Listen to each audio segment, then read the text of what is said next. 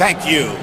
Proudly presenting our nation's colors are more than 100 first responders, along with members of the United States Armed Forces. We are also honored to be joined by the Vice President of the United States of America, Joe Biden. At the conclusion of the anthem, please direct your attention overhead for a flyover performed by members of the 177th Fighter Wing. Performing our national anthem this afternoon, please welcome special guest, Dr. Jesse McGuire.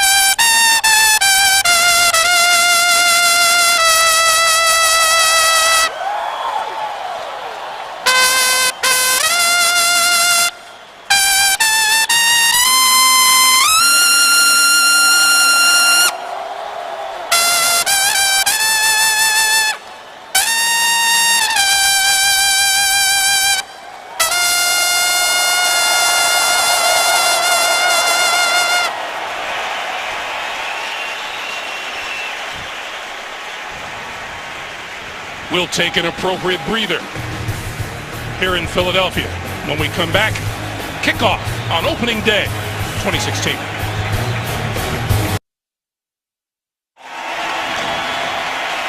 Welcome back to Lincoln Financial Field here in Philadelphia as the Eagles and the Cleveland Browns get set to kick off their new season here on CBS. A reminder to you, today's game is being broadcast in Spanish. We're available using the SAP button on your television. It's not a bad day here in Philadelphia. It's a little cooler than when we first hit town. Temperature's about 85 degrees. The forecast is for sunny skies. There's Hugh Jackson. Had 1 year as head coach in Oakland, went 8-8, and that was it for him until he was tapped to become the Cleveland new head coach this year. On the other side of the field, Doug Peterson, a lifer as an assistant coach until the Eagles called and said, we want you as our brand new head football coach here in Philadelphia. Well, and both head coaches are excited to get this season started. Like we've talked about in the open, you have a new quarterback in Carson Wentz, and you have Robert Griffin III getting a chance now after not playing a single down a year ago in Washington after having that spectacular rookie year in 2012. Cleveland won the toss and deferred. So the Philadelphia Eagles and Josh Huff and Wendell Smallwood deep. And this will sail into the end zone. Huff will not run it out. And so here comes Carson Wentz. Hairline fracture of the ribs against Tampa Bay in the preseason. Didn't get any action at all to speak of. And with the trade of Sam Bradford, finds himself the brand new starting quarterback. Well, and I expect Doug Peterson to let him loose. I don't think that's going to be a very conservative. They may start off with a couple plays just to get him a good feeling, but I think they're going to try and stretch the field. He has a big arm. He has the athleticism. And I don't think Doug Peterson's going to try and hold him back at all today. We asked Doug Peterson on Friday if he has the entire playbook, and Doug Peterson says not only that, he's put in a couple plays because Carson Wentz likes to run. And I think if you have to remember Doug Peterson in Kansas City with Alex Smith ran the ball quite a bit. So you can see some of that today as well. Ryan Matthews in the backfield. Matthews gets the handoff. And Matthews for about 6, just across the 30-yard line. Eagles weren't sure they'd have right tackle Lane Johnson today, being looked at for possible performance-enhancing drugs violations. He plays today, but a possible 10-game suspension looms. And leading the core of receivers is third-year wideout Jordan Matthews, 3 short of 1,000 receiving yards last year and 8 touchdown catches.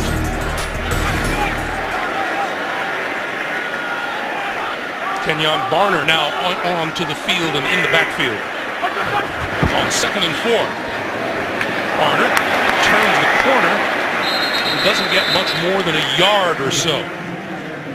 That Cleveland defense, a middleman up front in the 3-4 is nose tackle Danny Shelton, last year's first-round draft pick out of Washington. Very young outside linebackers. In 4th-round pick Joe Schobert on one side, 2nd-round pick Emmanuel Ogbah from Oklahoma State on the other, and the veteran in the secondary is 7th-year cornerback Joe Hayden on the mend after off-season ankle surgery. Darren Sproles in the backfield on 3rd and 3, and movement on the left side of the line. Our referee today is Walt Anderson. Neutral zone infraction, number 96, defense. 5-yard penalty, first down. Xavier Cooper jumped, and that gives the Eagles a first down. How about that for a rookie quarterback? In his first series, he comes out and like a true vet on 3rd and short, going for a hard count and is able to get the easy first down. You know, according to you, quarterbacks do everything right, don't they? Every single thing on the field. You can't second guess yourself. You got to believe in what you're doing and go for it. From the 37.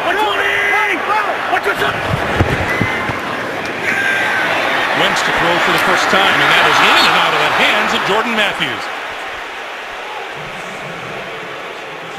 Well, the thing I was impressed with there is Carson Wentz. He gave the kill call, and he adjusted it. We can see here with the scouting report, the big arm. We've talked about that. The mobile, more mobile than his size. He's a big kid, but he can still run. Not working through progressions. That's something he really didn't have to do. It's not that he can't do it. He just didn't have to do it at the college level, and lack of experience. We've already mentioned the fact that he only had 24 pass attempts in the preseason because he got injured in that first game. Eagles dropped 37 passes last year, the most in the National Football League. Wentz lobs this one, far side, pulled in, caught by Zach Ertz. Just across midfield and into Cleveland territory for a first down. Isn't that how it works? The quarterback, you put it right on the money and it gets dropped, and then this time you put it high and outside. The only place your receiver can get it, and Ertz reaches up there one-handed. He's battling with his right arm with the defender Poyer, and being able to bring it in the left arm, you can see he completes the catch and keeps it secure. 14-yard pickup and a first down now at the Cleveland 49.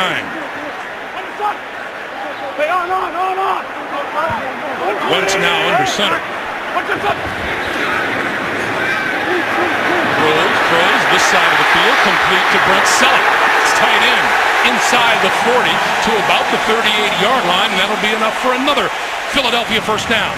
What's interesting with the play calling so far, I talked to Ray Horton, the defensive coordinator for the Browns, and he said, what are your expectations with Carson Wentz? I said, he told me he went back and watched a lot of Andy Reid and Kansas City tape to see what Doug Peterson was going to do, and Doug Peterson now already with a couple of fakes and rollout, the bootleg type actions, getting Carson Wentz outside the pocket, more mobile instead of just staying back in there.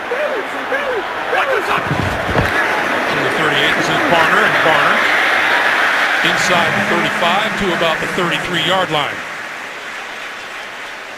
So nothing extraordinary so far from Carson Wentz, keeping it safe and probably a good way for him to get his feet wet. It is. It's a good way to keep it, but I don't anticipate this is going to be the entire game. I think they are going to open it up a little bit and let him air it out. You don't want the defense to start sitting on everything, thinking it's all going to be short. So at some point in time, he will take a shot upfield. Two tight ends on 2nd and 5, and Matthews in the backfield. Going to throw it outside, and that's complete. Good for yardage. Zach Ertz down the sideline. Out of bounds just shy of the 20-yard line.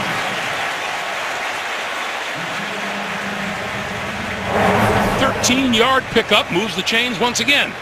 Ertz coming in motion, just going out into the flat in the corner to that side of the field. Collapses with the slant route on the outside by the receiver and lets Ertz go free in the flat, able to pick up another first down.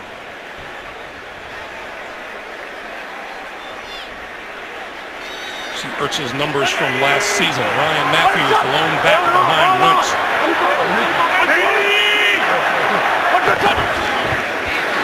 Matthews stumbles across the 20 to about the 19-yard line. A huge key for Philadelphia will be if Ryan Matthews is able to stay healthy. Well, he has to stay healthy. He's proven throughout his career, even his time in San Diego, when he is healthy, he's one of the better backs in the National Football League. It's just he hasn't been able to be consistently healthy throughout an entire season. Now, they were able to rotate some guys. We talked about Darren Sproles in the open, but Barner, they've given the ball to twice already in this opening drive. It's Darren Sproles, split to the far side. On 2nd and 9. Ninth play of this drive. Went. End zone. Caught. Touchdown. Jordan Matthews.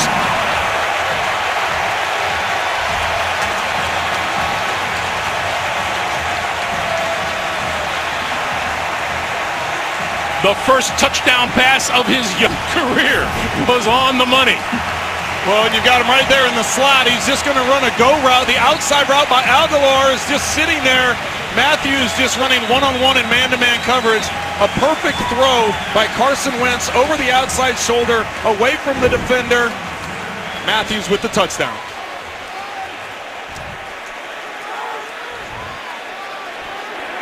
That's a good way to start off your NFL career, right? He'll take it. Oh, that's a nice opening drive. Caleb Sturgis for the extra point. And it is good. How about Carson Wentz? The only incomplete pass he had on the drive was dropped by Jordan Matthews, who catches the touchdown for a 7-0 Philadelphia lead.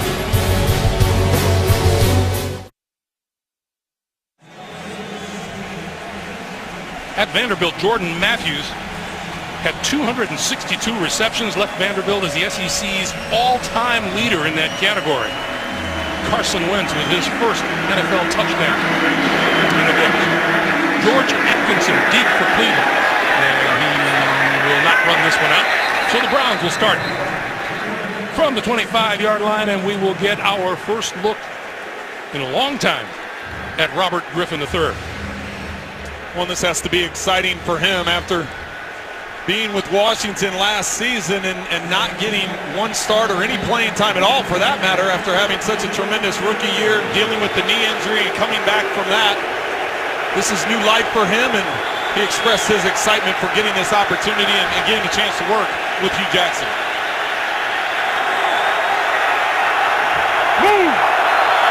Crowell and Malcolm Johnson in the backfield. And he's going to keep it right off the bat and throw, and there's a drop pass on the part of Gary Barnidge. Up front for Cleveland, as he always is, left tackle Joe Thomas. 9 years in the league, 9 Pro Bowls, has never missed a snap. The backs and receivers. And RG3 has some pretty interesting targets in Barnidge, Pryor, and first-round pick Corey Coleman out of Baylor, of whom everyone is talking. Money, check out! This is Isaiah Crowell, and as expected, that Eagle front 7 is pretty tough. The 4-3 defense, defensive tackle Fletcher Cox in his 5th NFL year. His 9.5 sacks led the team a year ago. At linebacker, Bradham and Kendricks. Flank second-year middle linebacker Jordan Hicks out of Texas. And one of the leaders on this Philadelphia defense is a good one, strong safety, Malcolm Jenkins. Cloud comes alive on 3rd and 9.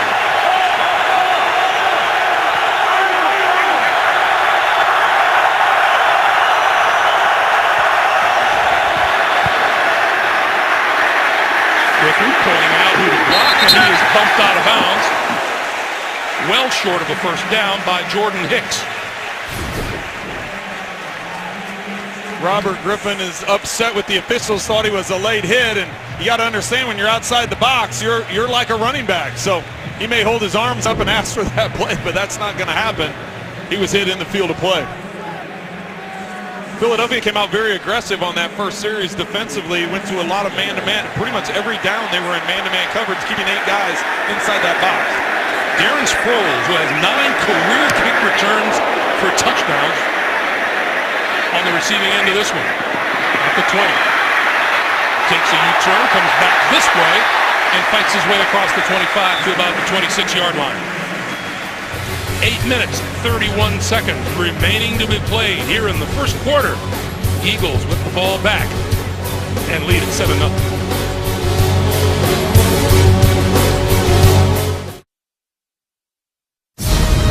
The NFL on CBS is sponsored by Southwest.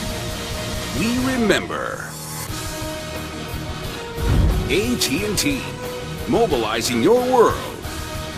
And by the new 2017 Acura MDX, precision-crafted performance.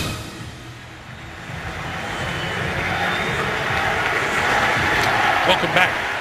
8.5 to play in the first quarter. Philadelphia with the ball in a 7-0 lead. And once again, Carson Wentz back at the control.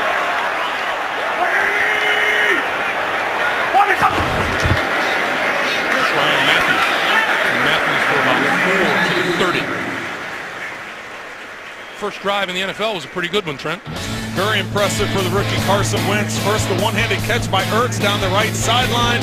Then flipping out to the other tight end, Selleck, up the left side. And then, of course, the touchdown to Matthews to put him on top 7. Oh, a little handshake there, a little celebration. Glad to see he's having a little fun. Clearly practiced that as well. Well, that was the other thing he talked about, Brett Favre. Not only being a gunslinger, but he also said Brett Favre liked to have fun on the field. And so he tries to emulate a lot of those same things. 2nd and 6. Wentz with time, running out of time now on the move, and got rid of it. Incomplete far side. Being pressured by Carl Nassib, the rookie out of Penn State. You see the run fake and then the pass protection here. He has plenty of time to get rid of the football. He just doesn't get down to the check down. He had Matthews as a check down to his left. He spent too much time staring down to his right, and he was smart enough to get rid of the ball as the pressure was coming. So 3rd and 6 now. And once again, number 43, Darren Sproles, onto the field for the Eagles. Man 5-6. 20. What's your time? Wentz lobbing this one incomplete. And here comes the flag. Intended for Josh Huff, covered by Tramon Williams, who was victimized from the touchdown pass. Well, I think they're going to get him on a holding here just because it was thrown earlier than when the ball was in the air. Prior to the pass, holding number 22, defense. It's a 5-yard penalty and automatic first down. As you said, Greg, rough start to the day for Tramon Williams, getting beat by Matthews on the touchdown. And you can see that offhand doing a little grab. He wasn't able to get away with it because of the deep official being able to see it.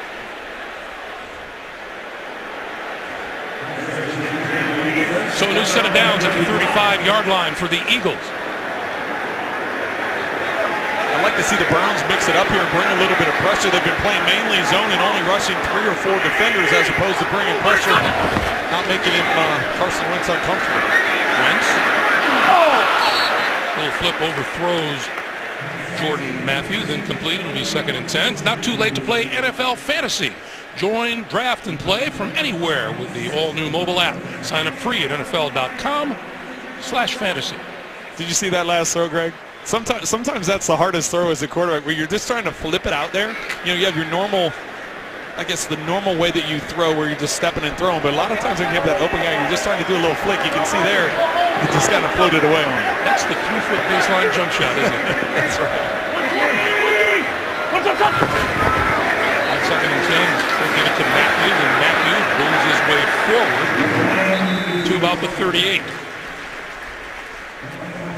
So just how jittery do you think young Mr. Wentz was when he came out. He sure didn't look like he had a case of the jitters. You know, he didn't. Even during warm-ups, he had a smile on his face. He had a good bounce to his step. He was throwing the ball around. And you come out, you know, I'm sure there's some nerves with the national anthem and the flyover. And Vice President Biden was, I mean, there's a lot going on opening day. And to come out that first drive and be able to move it on down the field, 4 or 5 in that first drive. But I think once the game gets started, those things settle down.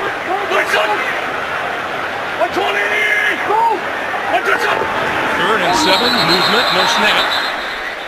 Let's see who gets the blame.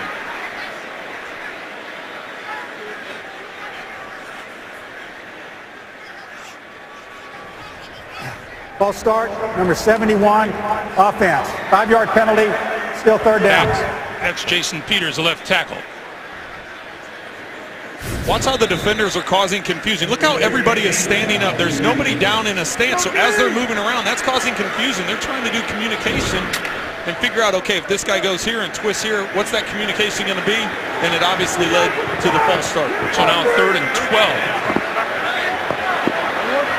And the Eagles need to reach their own 45 for a first down. Quick pass, batted, incomplete.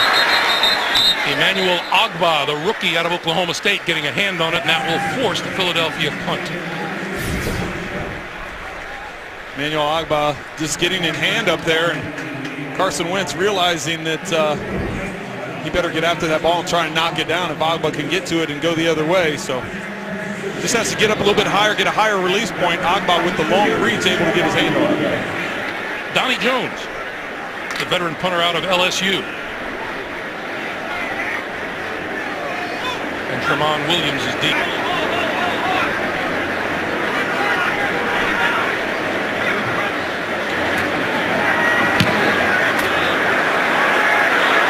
Nice kick by Jones. Back inside the 15 to the tape. The Cleveland bounce, and they were not able to save it at the goal line. It goes into the end zone for the touchback.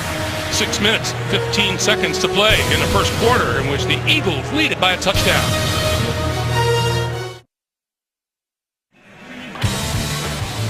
Trent, it was back at Baylor when people started to take notice of Robert Griffin III. And rightfully so. He winning the Heisman Trophy there his last year in 2011.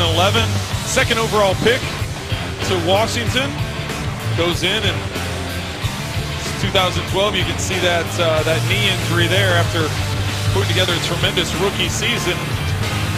Only the 9 wins in the first season, but 5 since then, not playing at all in 2015 in Washington and getting a fresh start.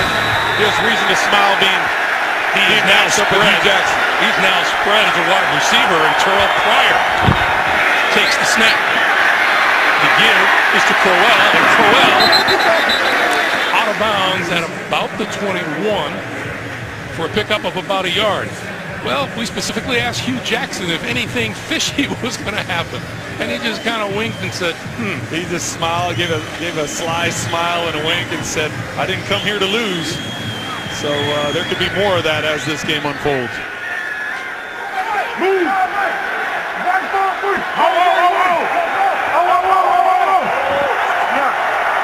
So on 2nd and 9, RG3 back in the shotgun from the 21. Looks one way, looks the other, over the middle, complete, but that's only good for a couple of yards to Crowell out of the backfield. Jordan Hicks there to make the stop. But I love that, Greg. I love the fact that he came out, his first receiver was to the right. He looked at him, there wasn't anything there. Now that's a legal chop block. The illegal chop block is when you get a high-low. Two offensive linemen going at the defensive lineman at the same time. But Robert Griffin III getting to his 3rd progression on the check down. That showed progress. And Robert Griffin can really use a first down. Looks this way, and that is complete, but not going to get him his first down. And Duke Johnson out of the backfield. And that will bring the punting unit on for the Cleveland Browns again. Well, I think some of that just goes to what Jim Schwartz is doing defensively. He's mixing things up. In that situation, you would think they're going to bring pressure and go man-to-man, so a quick ball to the flat is a good option to go with because you can outflank the defense and get up the sideline, or you can find a matchup in the middle of the field, but that time, changing things up, they bring pressure with only 4 and drop guys into coverage. Britton Colquitt kicking it away to Sproles. Sproles at his own 17.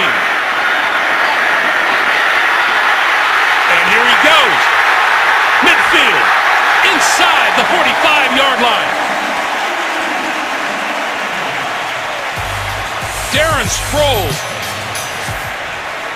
7 career punt return touchdowns, 2 career kickoff returns, and came very close to bringing this one back. Well, special teams coordinator Dave Phipp has to be excited about that. And when you have Darren Sproles back there, you never know what he's going to do or what direction he's going to go. And that's why you tell your guys, just keep blocking, keep on a man, go body on body.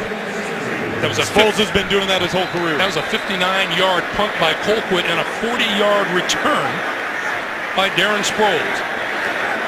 And it sets Carson Wentz in pretty good position at the Cleveland 42.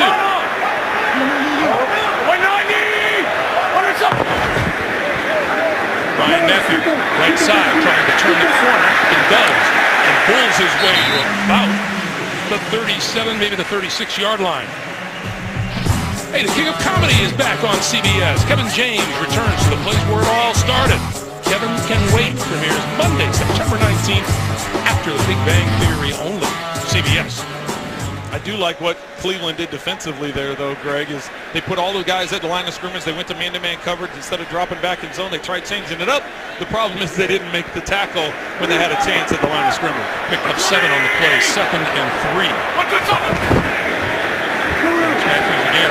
And Matthews has a first down and then some to the 30. Demario Davis with the tackle. As we slip inside, 3.5 to play here in the first quarter. We talked a lot with Joe Thomas, the tackle for the Cleveland Browns, about the matchup of the Browns offensive line against the Eagles defensive line. That was the big matchup coming in today when talking about the two lines. But right now, this offensive line for Philadelphia is putting it to Cleveland. You look at the big bodies that Cleveland has up front, just not able to control the line of scrimmage as well as what Philadelphia is doing right now. Browns have yet to register a first down. The Eagles have 7. This is Matthew. Matthew trying to stay on his feet, fights his way to the 26-yard line.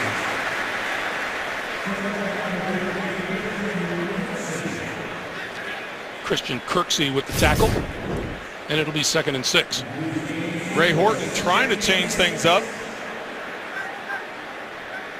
Bringing a safety down to rush off the edge. Trying to mix things up defensively, just not able to make those tackles, allowing a 4-yard gain. Doug Peterson has sure mixed up the play calling offensively, hasn't he?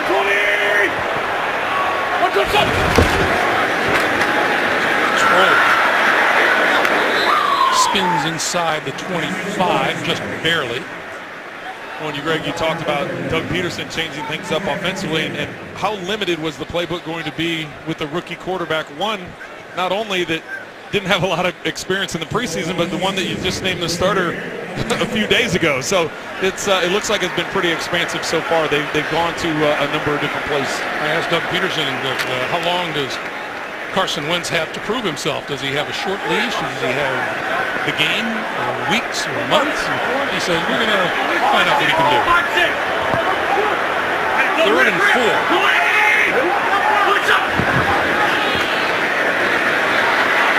The blitz got to him, and he goes down at about the 30, maybe inside. That's the 29.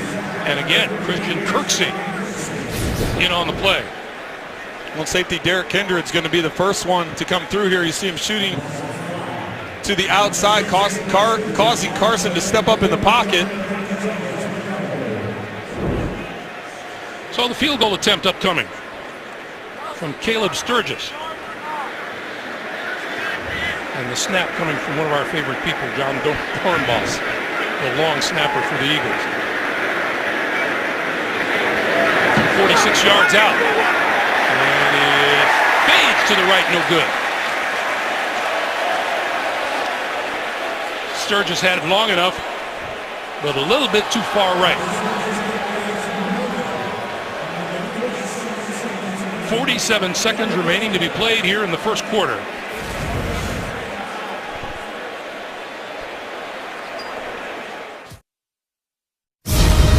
The NFL on CBS is sponsored by Geico. 15 minutes could save you 15% or more on car insurance. And by Outback Steakhouse. Bloomin' Great.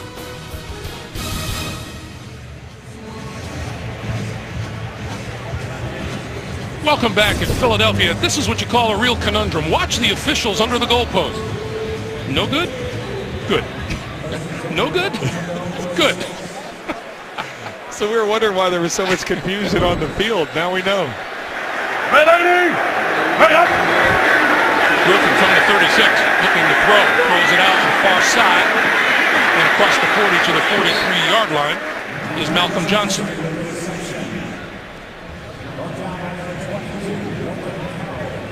A little tight end screen. You fake the handoff. You roll out one way, throw back the other. Just trying to move things around. The Browns need to get something going, not having a very effective first quarter here so far. First quarter that now has just 20 seconds remaining.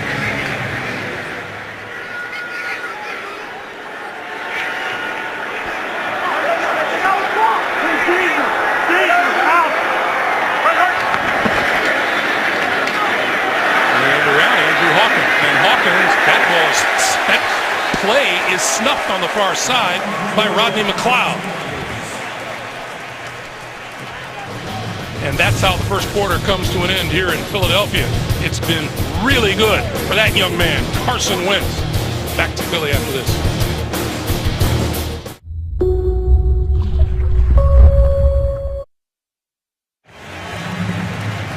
As we get set for the start of the second quarter, Eagles with a 7-0 lead, and you look at, it's been a really good start for Carson Wentz and not as good as could be for Robert Griffin III. Robert Griffin throwing, that pass is complete, near side, incomplete. In and out of the hands of Gary Barnidge. Well, it's important to note for Robert Griffin that his 2 incompletions are 2 drops. So he's been accurate with his throws. Barnidge normally sure-handed, having some trouble bringing it in. Going around the far side and being tripped up. And the Eagle defense jumps up and plays big. That was Duke Johnson.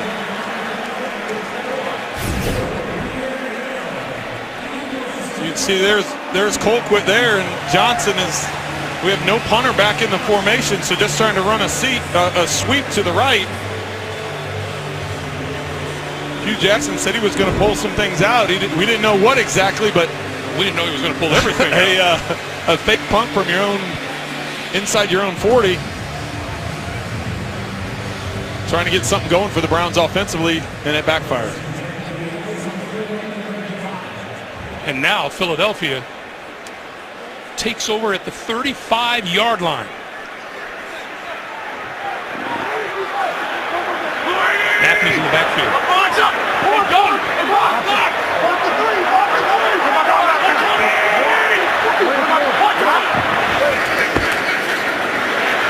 Wentz stands in, wide open, 15, 10, and out of bounds is Jordan Matthews. It'll be first and goal.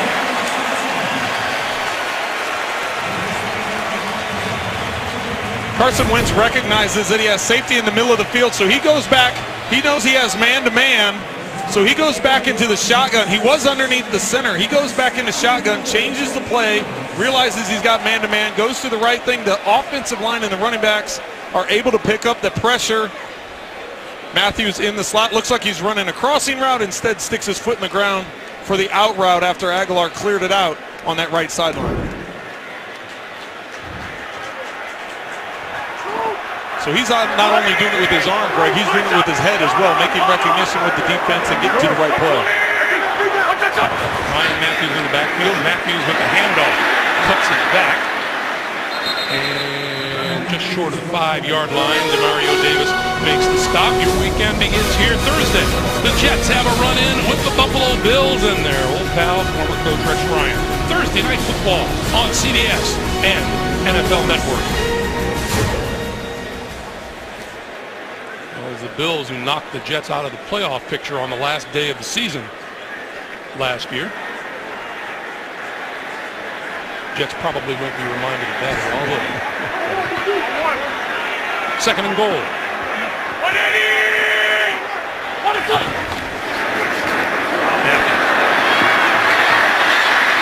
Get at the 5, spins forward to about the 3. Ibrahim Campbell making the stop, and it'll be third and goal. this would be an impressive stopper. The Browns are able to get one here and force the Eagles to a field goal after giving them such good field position after the fake punt.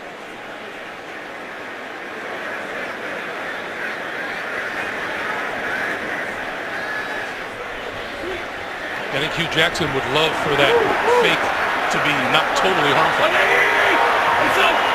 Darren Sproles on the field. You got Hayden Matthews one-on-one right here at the bottom of your screen. Going this way, incomplete.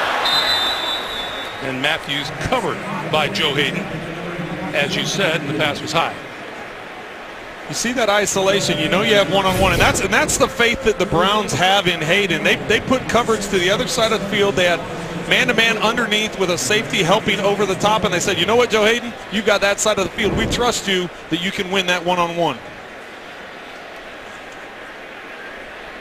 Here's Sturgis.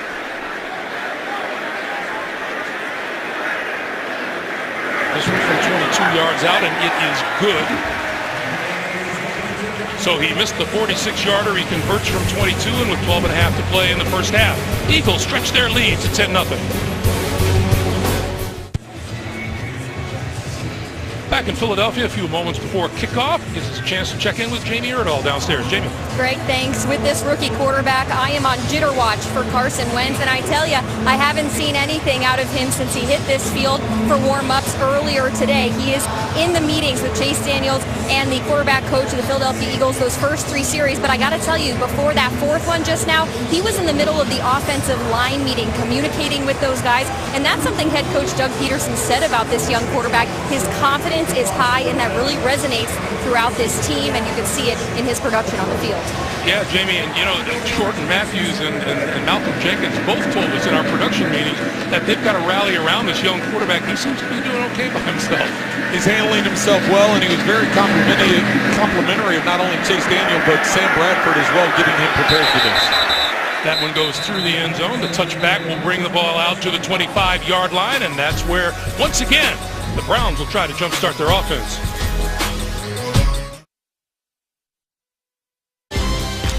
You know, Eagles defensive end Connor Barwin and his Make the World Better Foundation raised $200,000 at their 3rd annual benefit concert this past June. All proceeds from the sold-out concert go to the foundation's next major park renovation project in Philadelphia. Over the past 3 years, Barwin has raised more than $685,000 for park renovations in this great city. That's called making a difference in the community, isn't it? You know, it's great to hear stories like that. There's so much attention nationally and through the media about the negative stuff, and there's so much good stuff that players are doing in their own communities.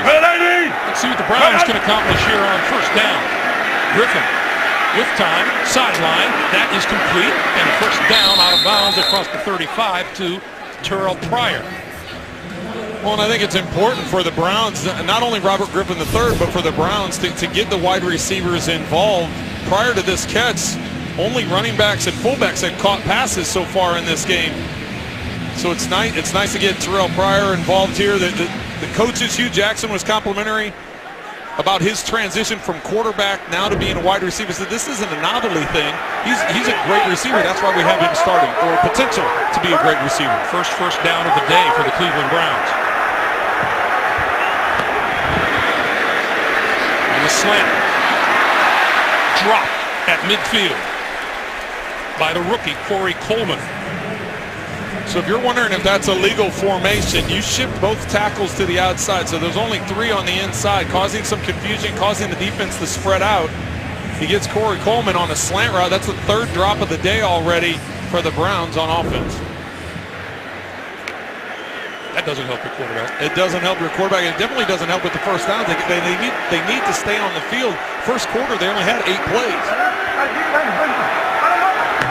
On 2nd and 10. Griffin on the move, the screen, that's complete. Duke Johnson across midfield and into Philadelphia territory at about the 48-yard line. Talk about a much-needed first down. Set up perfectly, catching the Eagles in some pressure up the middle. And from the left side, the screen to your right. So calling that screen play away from where the pressure was coming allowed them to seal the edge on Malcolm Jenkins and get to the outside. Duke Johnson, an exceptional receiver out of the backfield. 61 catches last season. And we have a flag on the field on the near side. False start, number 11, offense. 5-yard penalty, still first down. And that one's on Pryor, the former quarterback at Ohio State. Converted to wide receiver back in 2015 season. And that's an early move. See, he's got to know he got to watch the ball. That quarterback gets in you a little bit. You got to watch the ball when you're on the outside. Good protection. He's going to go deep down the near sideline. It is caught by Pryor. What a catch by Pryor over Nolan Carroll. Nolan Carroll is in great position on this ball. Terrell Pryor can't get past him. He can't get past him. They're going stride for stride. The difference is Terrell Pryor is 6'4". Maybe gets away with a little bit of right hand push off to come back for that ball. Watch the right hand at the end here. He reaches around, pulls him by, is able to jump over the top and get the catch. Good body control by Pryor coming up with that. So now Cleveland, 1st and goal at the 9.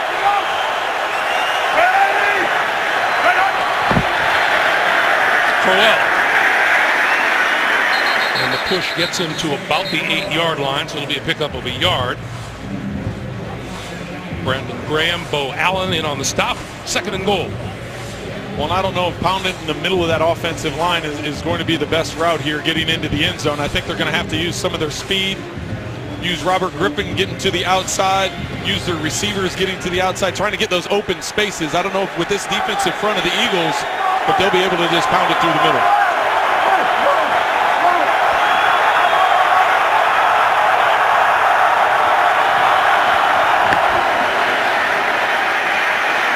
Across the end zone, overthrows, incomplete.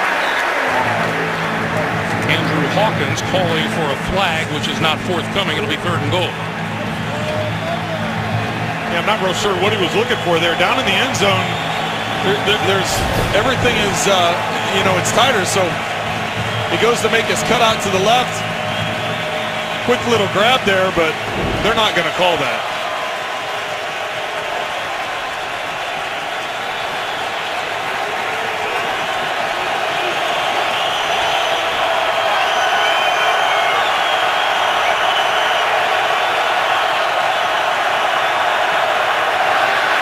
On 3rd and goal, Griffin on the move, looking, throws, goal line, batted down, incomplete.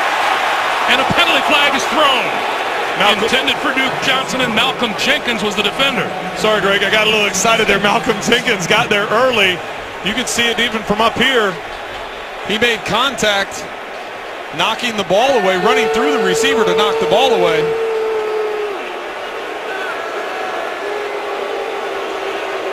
Would be an automatic first down at the 1-yard line. If it stands, considering the discussion. Pass interference, number 27, defense. First down at the spot of the foul.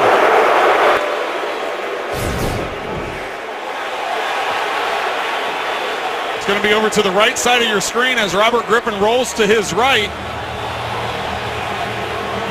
Watch how he runs through him right at the end there. You can see the contact. Duke Johnson's helmet. Watch Duke Johnson's helmet. You can see by the movement of his helmet. A little hard from there, but 1st and goal. You could definitely see that he was hit early. Crowell trying to skirt the left side and does for the touchdown.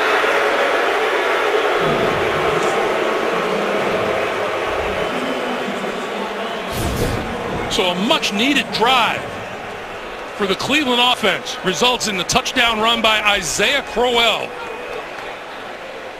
Well, and the smartest thing Crowell could have done there was bounce it to the outside. The play called for it to go off tackle. It was supposed to be closer and tighter in. Crowell realizing that that's where everything was bulked up. There was nowhere for him to go. It would have just been a matter of pushing the pile.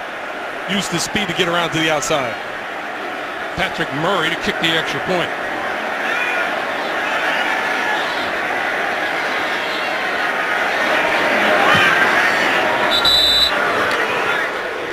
And this time the officials agree. 7 plays, 75 yards, and the Browns are on the board and pulled it within 3. It's 10-7 Eagles.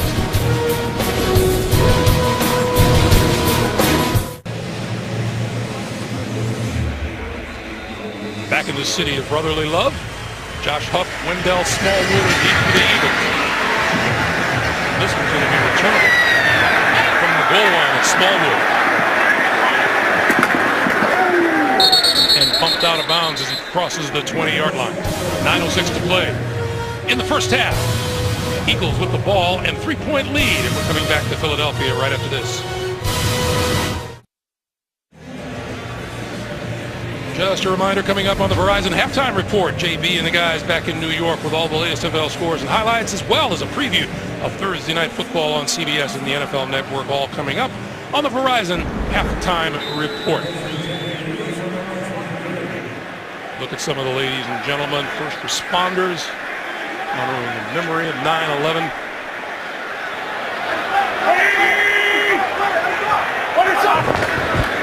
Wentz, under pressure, got rid of it. Just across the 25-yard line, complete to Nelson Aguilar. Second-year receiver out of Southern Cal. And the first-round pick from a year ago. Well, and the Eagles, after starting off hot, that'll test your ribs a little bit. Welcome to the NFL, Mr. Wentz. We'll see how they expand a little bit under pressure. Looks like he handled it well, popped up fine. Carson Wentz did suffer a cracked rib on that play in the preseason against Tampa Bay and didn't play another down until today.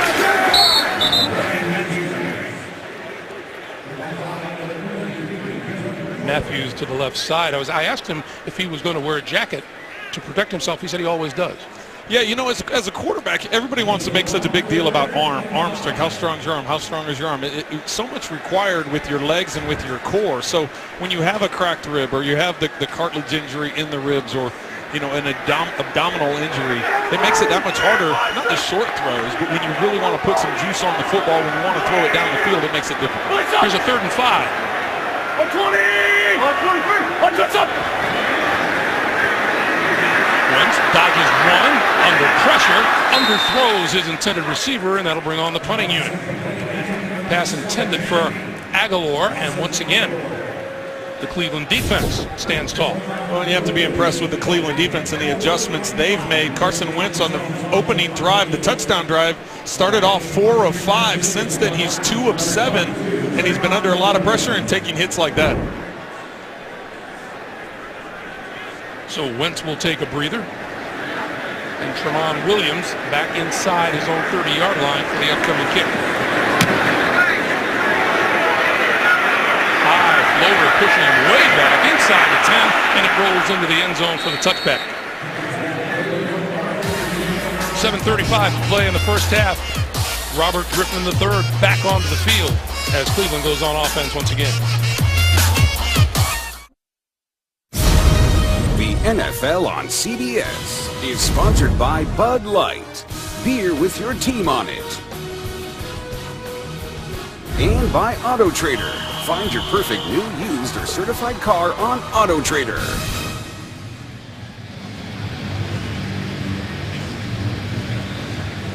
As we get set to resume play, 7:35 to play in the first half. Philadelphia with a 3-point lead. And the Browns start from their own 20-yard line. Over the middle, bobbled and grabbed by Terrell Pryor. Looks like he could have had much more if he had grabbed the handle the first time.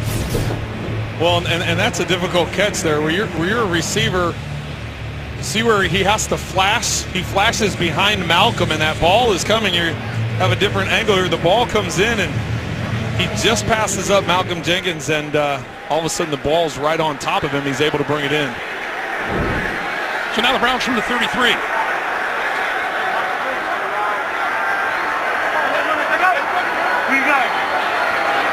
This time RG3 from the shotgun. And he's going to give it to Crowell. And Crowell across the 35. Okay, we've seen a couple of turnarounds here, Trent.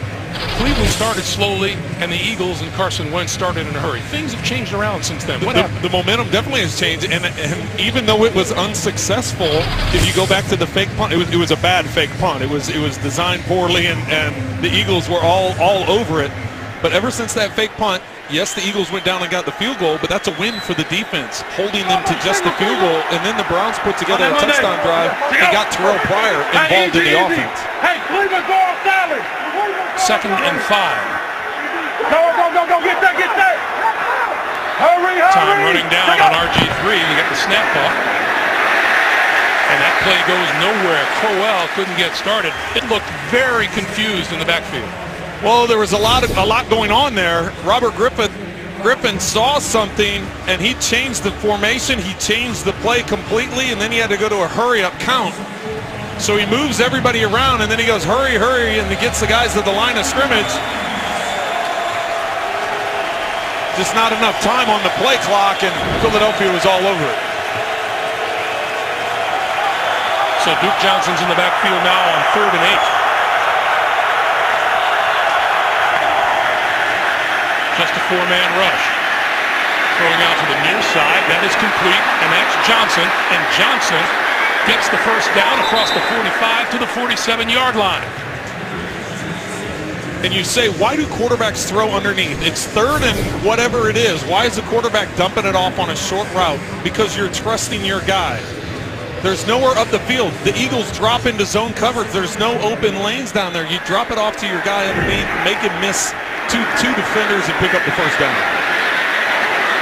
Waiting. Griffin on the run.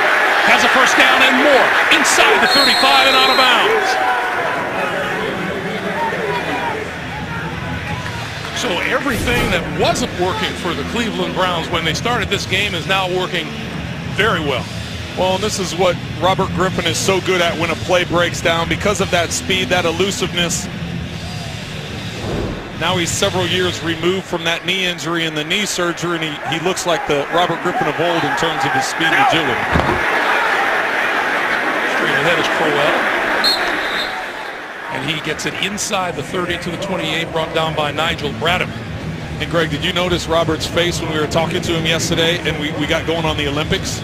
We started talking about the 200, the 400, the track and field, all the gold medals, Usain Bolt. It was the conversation changed gears a little bit. You could tell he still enjoys that track and field stuff.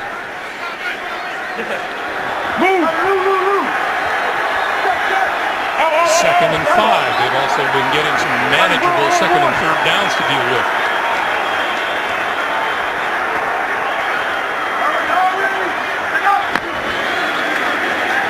Quick pop over the middle, popped in the air and intercepted.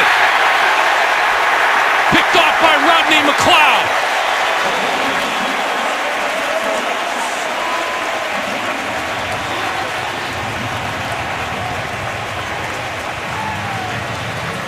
You see the throw is going out to Robert Griffin's left side, but it's the right side. You're going to watch here in the flat is completely left open. The slant he tries throwing, but he throws it behind. Can't tell from that angle if it's tipped or not, but the flat was open. See if we have a better look here if it ends up getting tipped. But there wasn't a passing lane with the linebacker in the way. The tip ball resulted in an interception. It was tipped. See Jordan Hicks jump up and get his hand on it. So now it's the Eagle defense that comes up with the stop. And Wentz gets started from his own 21. Well, and that play may be out the back end into the end zone if Hicks doesn't get a hand on it because the middle of the field was open. That wasn't a poor read by Robert Griffin. It was just a nice play by Jordan Hicks. Squirrels. For 3 or 4 yards, close to the 25-yard line, and Xavier Cooper, second-year defensive end out of Washington State, making the play. Well, and initially the reason I pointed out the flat on that interception because that's the side I was looking to. I was looking to you have a flat, quick out combination with your tight end up at the top of the screen, and he noticed the isolation one-on-one in the slot. So not a poor read on Robert's part, just a good play by the defender, and now the Eagles trying to swing momentum back their way after we said momentum had swung a little bit towards Cleveland side here in the last few minutes. 3 minutes to play in the first half. Barner, near side, running room, out of bounds at the 40-yard line.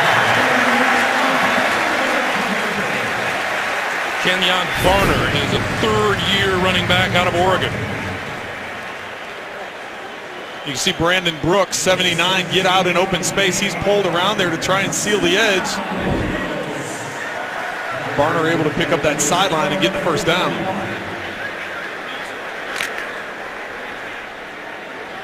Big man was moving pretty good there, wasn't he, Greg? Yeah. 17-yard pickup, Philadelphia's longest run today. Ryan Matthews now in the backfield as Doug Peterson continues to rotate his running backs. Matthews gets the handoff. Let's push forward to about the 42-yard line. And that will probably bring us to the 2-minute warning.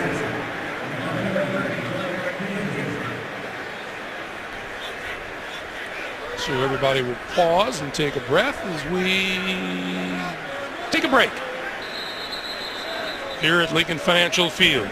2 minutes to play. The Eagles with a 10-7 lead on Cleveland.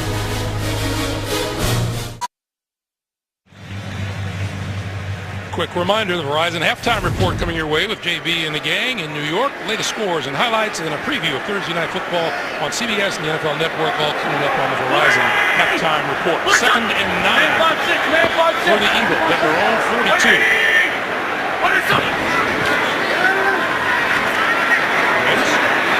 Complete across the 45 out to the 48-yard line to Zach Ertz. Each team with all 3 timeouts remaining. Well, Greg, as we've mentioned several times, Carson Wentz only having that one preseason game to get any kind of experience. So working the 2-minute drill has all been mainly in practice. So this is a good opportunity for him. I like how he's utilizing the middle of the field. He has all 3 timeouts, as you mentioned, and now he's across midfield. So yes, you want to be in hurry up, but you're not in panic mode yet where you have to be getting the ball out of bounds. That quick slant complete to Jordan Matthews, good for a first down now at the Browns 45. Here comes the blitz. Wentz got rid of it, far side, complete, and it's inside the 35 to the 34 to Nelson Aguilar, and another first down. Well, and that's just the arm strength right there. You're throwing from the right hash to the left sideline, and he just rips it on a rope. And the Eagles will use a timeout here to stop the clock with 1:11 to play. Trent Green, Jamie Erdahl, Greg Gumbel here in Philadelphia. 1:11 to play here in the first half. You see Wentz's numbers.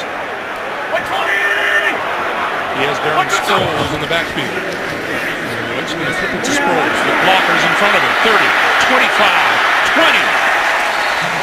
That's the first down. Now you can save your timeouts here. Go up, get to the line of scrimmage. You can even spike it. You've got the first down. You're wasting a lot of time here. Clock continues to move. Coming up 50 seconds to play.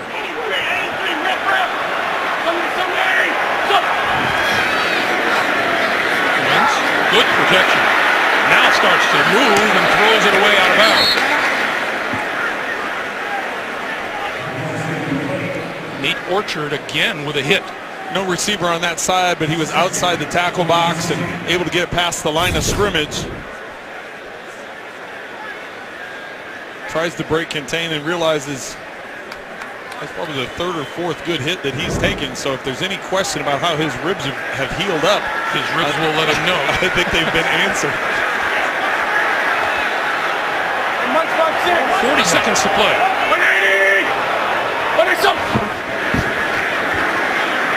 Wentz, more good protection, batted down on the near side by Carl Nassib. He is the 3rd-round draft pick out of Penn State. Sproles coming in, just doing a chip block on Nassib and then trying to release to the flat. Nassib getting up and getting a hand on it. 3rd and 10 with 35 seconds to play. Well, and it's easy to remember when you're down this close to the end zone and you have this amount of time left on the clock, you want to push the ball into the end zone. You want to keep it to the outside. You have plenty of time in those timeouts. You can still utilize the middle of the field, but now you need to pick up the first down on 3rd and 10.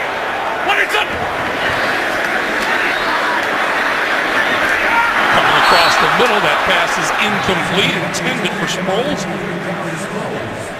And that'll bring the field goal unit on. Well, and they had what they wanted there. They had Sproles one-on-one. Looks like with Kirksey underneath, he catches that ball. He's able to get the first down. You clear out all the receivers. You leave that middle of the field open, and you give that bubble route to the running back where he can go in or out. And we get a whistle. That doesn't count. Prior to the snap, Cleveland calls its first charge timeout of the half, 30-second timeout. So when we come back, Sturgis will attempt a 37-yard field goal. Well, there's our look at next Sunday, and it's doubleheader action, starting with Cincinnati, Pittsburgh, Kansas City, Houston. Trent and I will be in New England as the Patriots host Miami, and then doubleheader games, Indianapolis and Denver. NFL on CBS and the NFL Today crew. They aren't having any fun, are they?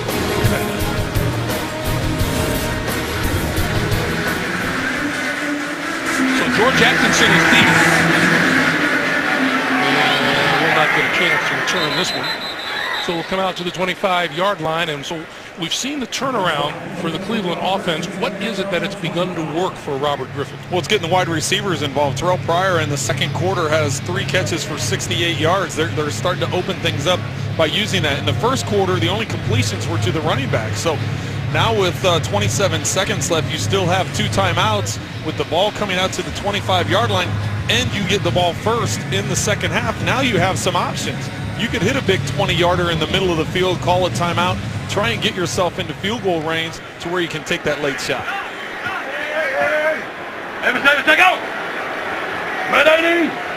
Cleveland with 2 timeouts remaining, as do the Eagles, and on the draw, this is Duke Johnson. And Johnson down the sideline and out of bounds.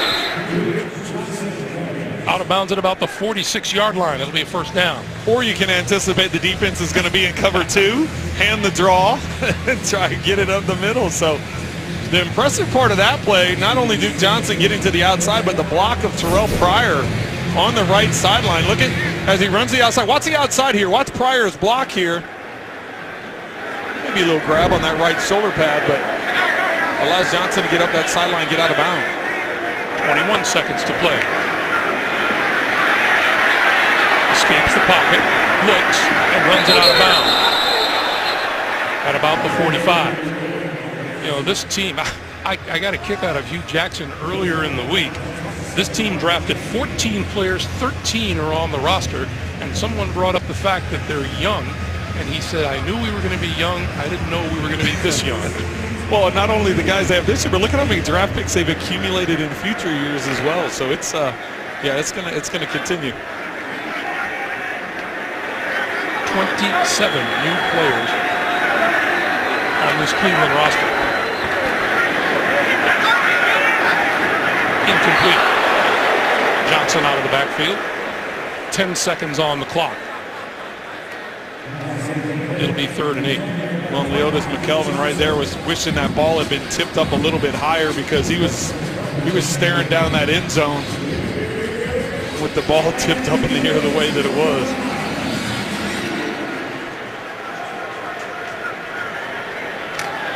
I think you still have time here with 10 seconds. You can try and get a play in the middle of the field. You can try and get a nice chunk to get into field goal range, and then if it doesn't work, Robert Griffin has the arm strength to throw a Hail Mary.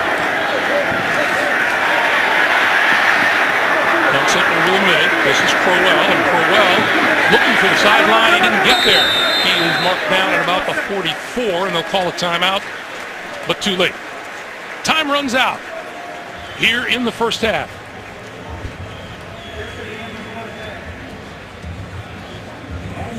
See, the officials are checking to make sure that time had expired, and it better have, because the teams are halfway to their locker rooms. Interesting first half for Carson Wentz. And Crowell hitting the ground and rolls out of bounds, but he's going to be marked down inside. That's the difference, and that's why the clock kept moving. Well, you could see Hugh Jackson is right here, and he thought he had the best view. Let's go down to Jamie. Coach, it's been a month since we've seen Carson Wentz in action at all. How did he unfold for you in the first half? Well, he's played really well, obviously, and then we just got to continue to protect him. I can do that with play calls, but we wanted to come out and run the ball a little bit early, and then we got him settled in. He made a great throw to Jordan for the touchdown. We just got to keep getting back to some of the basics and fundamentals, clean up a few things, detail some stuff, but we'll be all right in the second half. None of us have seen Robert Griffin III since 2014. Was he what you expected in his return? He is. He's the same type of athlete. He's very explosive. You can see the deep ball accuracy that he has and the ability to escape and make plays. So, we just got to continue to contain him, get a little more rush on him, and we'll clean this up at halftime. Thanks, Coach. Thank you. And thank you, Jamie. And we have come to the end of the first half with the Eagles leading Cleveland 13-7. Back with the Verizon halftime report after this message and a word from your local station. We're back in Philadelphia as we get set for the second half with the Eagles leading the Cleveland Browns 13-7. Let's take a look at the first half highlight presented by DirecTV, and it was Carson Wentz's first touchdown pass in the National Football League. Jordan Matthews on the receiving end. All in all, the young man had a very impressive debut to start with. Greg Gumbel along with Trent Green. What do you expect now moving on to the second half? There's a young man with a world of talent and a little bit of confidence. Well, I think now that he does have that confidence, he's been able to show that he can move the ball down the field, getting that touchdown pass. I think here in the second half, you're going to see them take the top off a little bit. They're going to let him throw the ball down the field. You keep talking about his big arm. We've talked all week about his big arm, and it's time to see it. One of the things that we also will look for is Robert Griffin probably continuing to at least make some inroads, because he started slowly, unlike Carson Wentz. Well, he started getting things going there in the second quarter when he got the wide receivers involved. Terrell Pryor, 3 catches for 68 yards in the second quarter with the big catch down the sideline that set up that scoring drive for them. Cleveland gets the ball first here in the second half. George Atkinson again will not get a chance to return the football. It'll come out to the 25, and we go down to Jamie.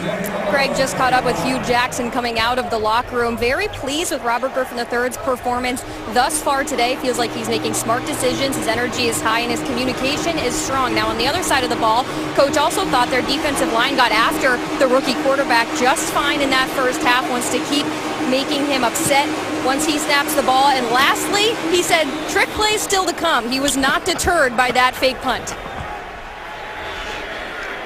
Can't be all that big a secret when you tell our reporter about it. Lots of time for Robert Griffin. He's going to go deep. Triple cover, and the catch is made inside the 25-yard line. Inside the 20 is the rookie Corey Coleman. How does that happen?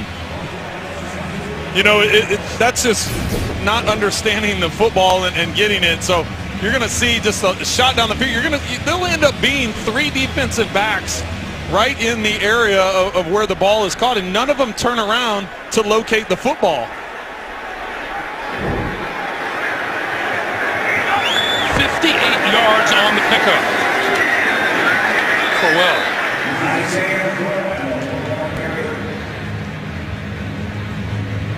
Let's go back and take a look. We actually have a clear out here, and then they're going to come running over the top. But what's the number of defenders? There are 3 defenders right there, and none of them locate the football. The only one that locates it is Coleman, and he comes back and gets the big catch. 2nd and 10. From the 17. Griffin looking left, throwing left. It is incomplete. Intended for Pryor. So it'll be 3rd and 10. 1-on-1 on the outside. Terrell Pryor does a double move to get into the end zone. Just a little bit too far as we look at the quarterback comparison here. Very similar in terms of completion yardage. Numbers, and now here's a big 3rd down for Robert Griffin. Well, and the interception for Robert was on that tip ball.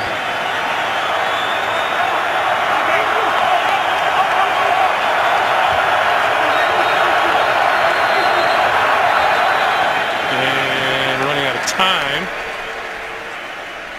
he had to call a timeout. So Cleveland uses a timeout right off the bat here in the second half. Robert Griffin III, meanwhile, has completions of 44 and 58 yards today. Here we take a look at some of his plays from the first half. Long pass down the left sideline that Terrell Pryor comes up with, and showing his mobility. First the juke, and then the speed to get down the sideline, and then of course that interception I just got done talking about, the tip ball by Jordan Hicks, getting the ball in the air just so Rodney McLeod could come up and make the interception. 3rd and 10.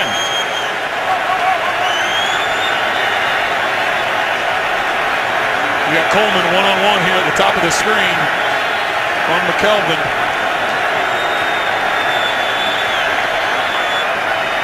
He's looking left, still looking left, throwing, has a man open and overthrew him. That was Andrew Hawkins.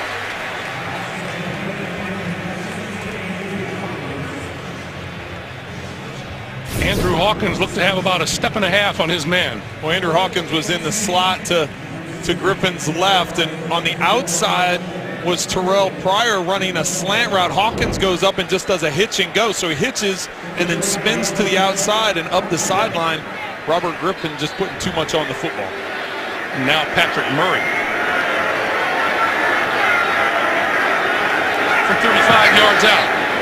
And that kick on its way is good. 13:57 to play, third quarter. Another 3 on the board for the Browns. 13-10 Eagles.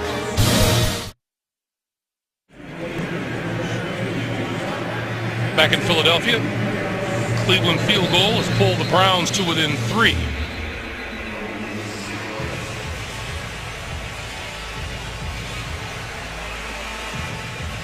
And they are restarting everything on the field. It's been one of those days, and it's only the first one for these two clubs. All right, we're ready to go. Josh Huff, Wendell Smallwood deep. And this will be a touchback, and on return, it'll come out to the 25-yard line. So it's the rookie Carson Wentz once again, and you know, I know, Trent, you've been keeping an eye on him because you like to see if the game and the stage are too big for a rookie. It doesn't appear to be for him, at least not so far. Yeah, it seems like he's handled everything well from the mental standpoint. He's done several times today where he's checked out of plays at the line of scrimmage. I know sometimes with Doug Peterson's offense, they'll call 2 plays at the line of scrimmage. He'll check to the opposite one. But there also have been occasions where he's changed formation and done a big picture change, which shows me that he understands what's going on in terms of their playbook. He'll start in the shotgun. And he will give it to Ryan Matthews. And not much there. Carl Nassib making the stop for the Browns. And it'll be 2nd and 9.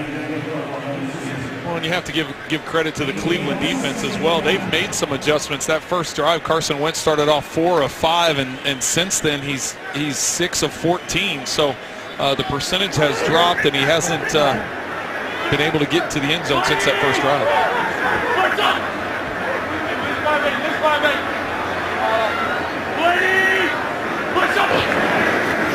Wentz to throw. Short one over the middle, incomplete. And it'll be 3rd and 9. I've said it from the beginning, and I'll keep saying it throughout this game. You've got to, at some point in time, let this big arm go and throw one over the top. He thought he was just going to get a miscommunication there with Josh Huff. He thought Huff was just going to sit in the hole, and Huff started moving to his left, and just not on the same page. But at some point in time, I'd like to see him stretch the field, whether they complete it or not, just to take the top off of it and throw it up there. Now, this isn't the situation, 3rd and long, but I'd still like to see it at some point. Penalty flies. And the pass over the middle and caught close to midfield. Diving catch made by Jordan Matthews, but you got to figure this one may be coming back. Well, I initially thought the tackle moved, but they would have stopped the play if that was the case. Offside, number 33, defense. The penalty is declined. The result of the play is a completed pass First down. Jordan Poyer is called for the offside. Yeah, look, it looks like Johnson moves first here, but they're going to get Poyer with being jumping it too soon. So I don't know if he was in the neutral zone or what, but it appeared from up here that Johnson moved a little bit early, and Carson Wentz right there stepping into it and firing that crossing route. Well, you know, that's a tight window. The penalty flag was thrown from the offensive backfield, so there's no way that official could see encroachment. Right. Sproles across midfield to the 48. I'm just glad, Greg, that it went all the way into the third quarter before I said Carson Palmer. That was good. God knows you said it enough in rehearsal. I was like, oh, I know I'm going to say it, so I've been sticking to it. Because if he's playing here, who's playing in Arizona? Right. Pretty good down the field. You can see 3 of 3 for 69 yards on throws over 10 yards. So you want to do a few more of those. Wentz, crossing pattern, complete. Inside the 45 to the 43 is Zach Ertz. Late flag comes down in the middle of the field. This looks like this is going to be against Philadelphia.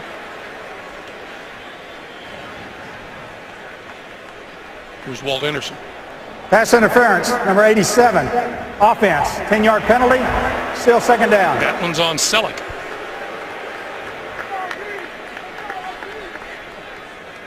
They're going to get Selleck for, here he is coming off the screen. Watch the contact he makes as Ertz comes underneath. That's a pretty obvious call. He puts his shoulder into him right here. He's putting his shoulder into him, driving him. You got to play that off a little bit better. You can turn and put your hands up or something, but you put a forearm in his neck, they got no choice but to call it. So it's 2nd and 16. Wentz to the outside, and it's incomplete. Intended for Sproles.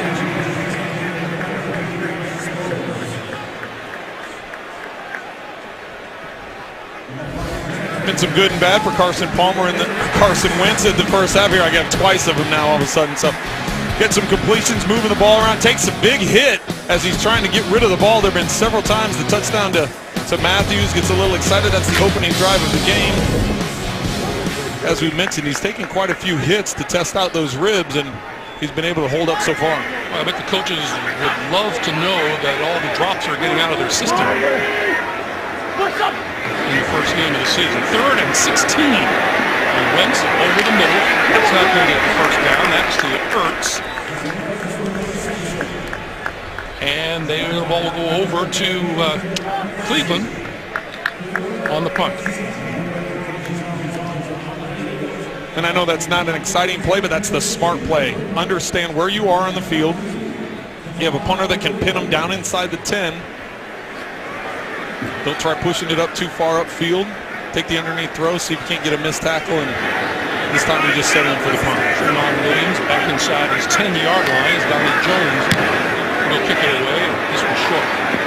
Fair catch called for and made at about the 15-yard line. So with 10:54 to play in the third quarter, Cleveland gets the ball back, trailing by 3. The NFL on CBS is sponsored by Southwest. We remember. State Farm. Talk to an agent today at 800-STATE-FARM. And by the Lincoln Motor Company and the exhilarating new Lincoln MKZ.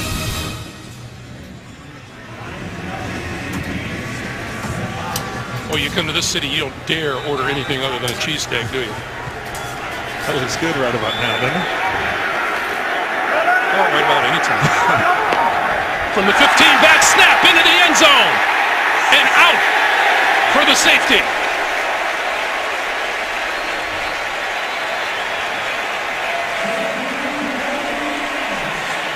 Not sure if that was so high that Robert Griffin couldn't handle it or if he wasn't expecting it. No, it was just high.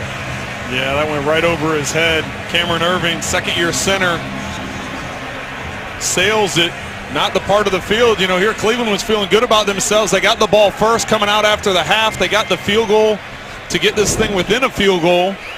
Got the defensive stop, forced them to punt. Then all of a sudden the safety, and now you got to give the after the safety, you got to give the ball right back to Philadelphia. So now it's 15-10. Philadelphia, 10:49 to play, and the Eagles get the ball.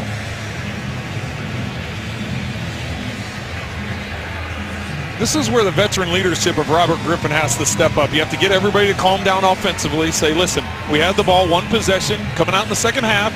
We're able to move down, get in the scoring range, and get the field goal. Yes, this is a bad play, but just communicate with your guys. Just talk with your guys. And a lot of football left, so you just got to keep everybody in the right frame of mind.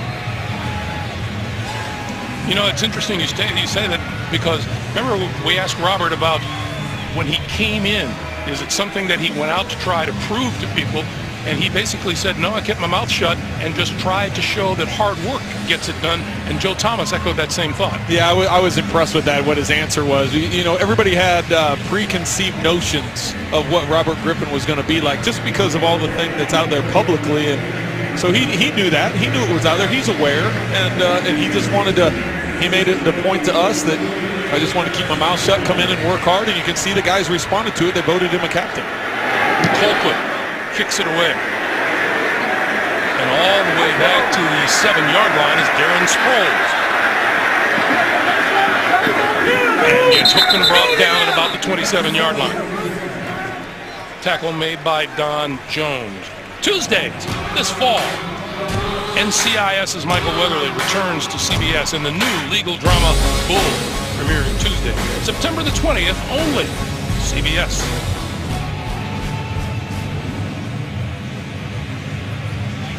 You a big NCIS guy?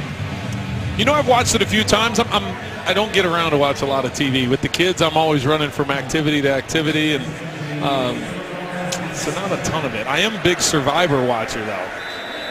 Survivor on CBS is my go-to show, so I've been a junkie of Survivor for a long time. See, I went through a phase a couple of years ago. I wanted to be an NCIS agent during the off-season. But I got over it. The fake to Matthew. Wentz can go deep down the field and incomplete.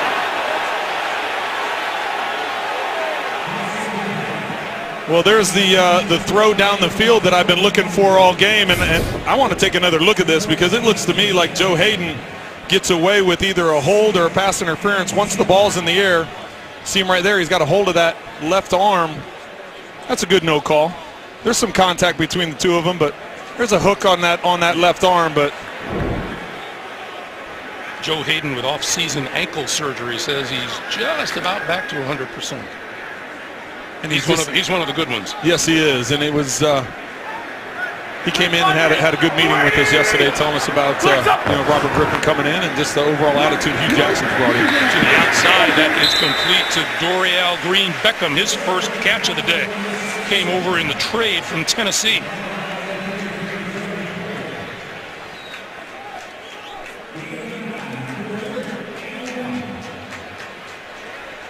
So it'll be a 3rd and 1 now for Carson Wentz. 13 of 25, 165 yards in that first quarter touchdown pass. You got everybody thinking this is going to be an inside run, trying to get the first down, but with the trips formation down here to the bottom of the screen, well, now they move Selleck in motion. Pitch for Matthew. With blockers in front of him, has the first down, ducks inside, or across the 40 to the 41, maybe the 42-yard line. They get the defense thinking you're going to run to the right in that bunch formation, tight bunch formation to the right, but then they motion Selleck over, and that's the direction they're going, and Matthews is able to pick up the first down.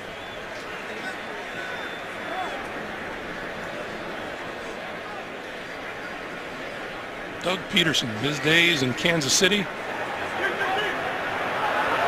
kind of likes to think of what he has here in Philadelphia is similar on offense. Wentz rolls, open in the middle of the field, and caught across midfield is Jordan Matthews.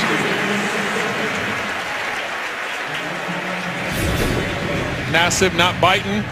He gets upfield. He's going to be dragging right here. He stays upfield, but Wentz with the accurate throw across the field to Matthews.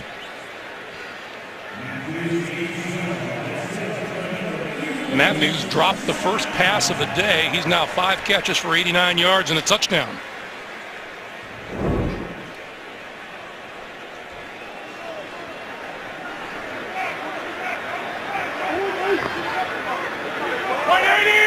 Smallwood in the backfield.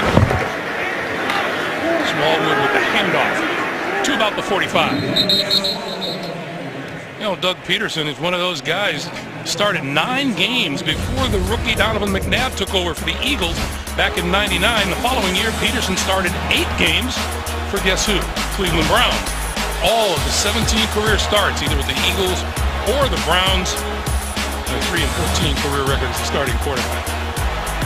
Imagine that. The Cleveland highlight had some snow spitting down as he was getting ready to go on the field. So Doug transitioning from a player over to being a coach, jumped on Andy Reid's staff. Years with him in Philadelphia and Kansas City, and now getting an opportunity to be a head coach. Wentz on 2nd and 9, throwing outside. And once again, Green Beckham on the receiving end. You know, we asked Hugh Jackson about what kind of pressure are you feeling in Cleveland. The Cavaliers are kind of front and center, and the Cleveland Indians are front and center this year. And he said, "Are you feeling?" He goes, "No, that's an uplifting thing." Yes, he welcomed it. He thought it was great. He wants all the sports to do well. Wants to lift up the city, and he's excited about the challenge of trying to get the Browns going in the right direction. No. 3rd and 4.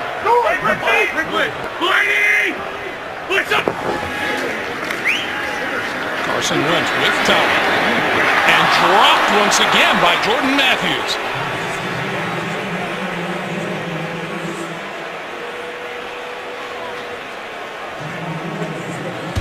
Talked about those Cleveland Cavaliers. LeBron leading the way to the 2016 NBA championship, and the Cleveland Indians rolling along in first place in the American League Central Division.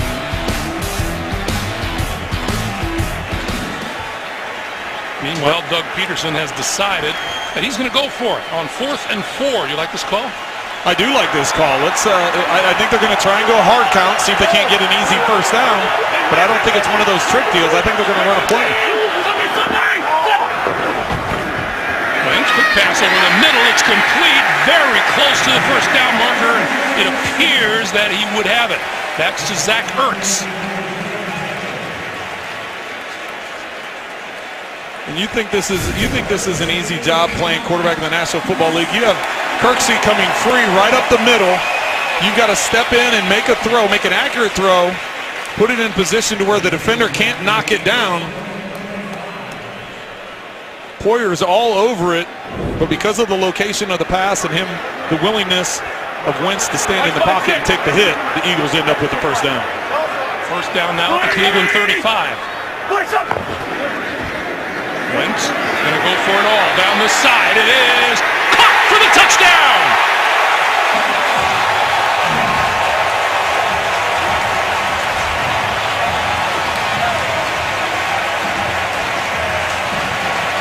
Nelson Aguilar, the second-year wideout from Southern Cal.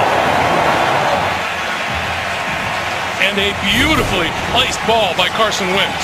And this is just going to be right down the sideline over the outside shoulder. Carson Wentz, after taking the shot on 4th down, he comes right back, puts it up the field over the outside shoulder. The only way that it's going to be caught is by his receiver. Defense doesn't have a chance. You put a ball that accurate up the field. Second touchdown pass of the day by the rookie from North Dakota State.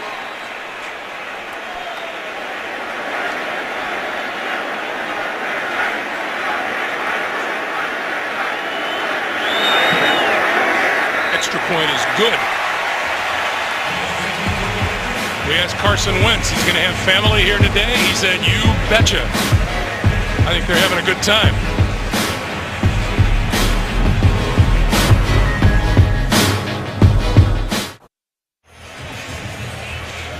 Well, after the safety, Carson Wentz takes his team down and throws his second touchdown pass of the day. It's a 22-10 lead for the Philadelphia Eagles. I'd say so far so good for the rookie. You know, and I can't tell you how impressed I am after taking that big hit on 4th down.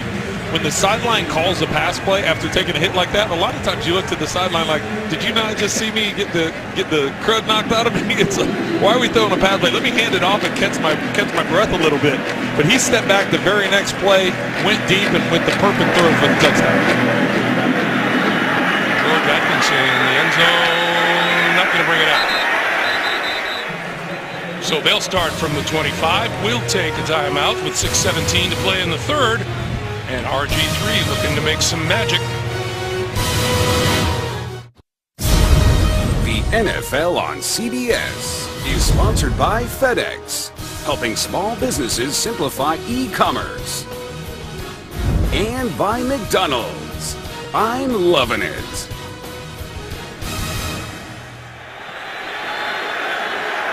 Welcome back to Philadelphia. Cleveland from its own 25-yard line. And RG3 in the shotgun.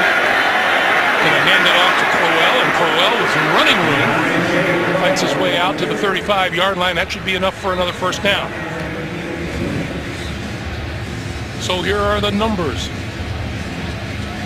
on Robert Griffin and Carson Wentz. Well, Carson Wentz started off hot and then cooled down a little bit. Now all of a sudden he's picked up the heat a little bit and gotten pretty hot. It's going to be important here for Robert Griffin in this Cleveland offense to get something going. You have to remember, just a couple minutes ago, this game was 13-10, and then the snap over Robert's head for a safety and the 9 points that followed for the Eagles. So this is an important drive for the Browns. Griffin under pressure and goes down. Big number 91, Fletcher Cox. Sack number 1 for the Eagles today. Only rushing 4. Able to get good pressure. Griffin keeping his eyes up the field, but things just collapsed in front of him. Yeah, we talked specifically with Joe Thomas last night about that offensive line. He was feeling pretty good about it. There's Jim Schwartz, defensive coordinator for Philadelphia.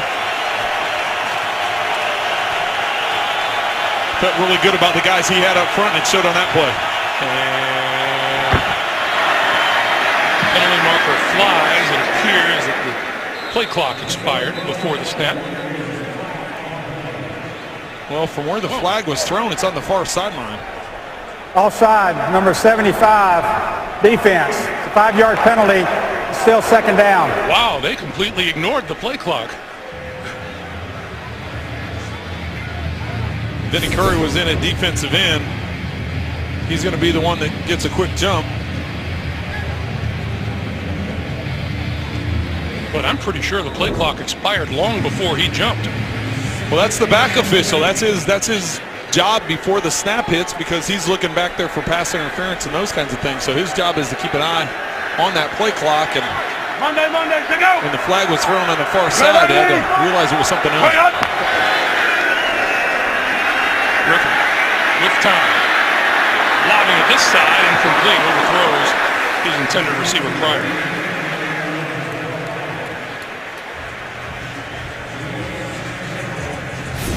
Here's that play on which the Eagles were called offside. 0, +1, +2, +3. Wow. You're all over that, Greg. That was 0 for a long time. Hey, I can't do much, but I can read the clock. 3rd and 13.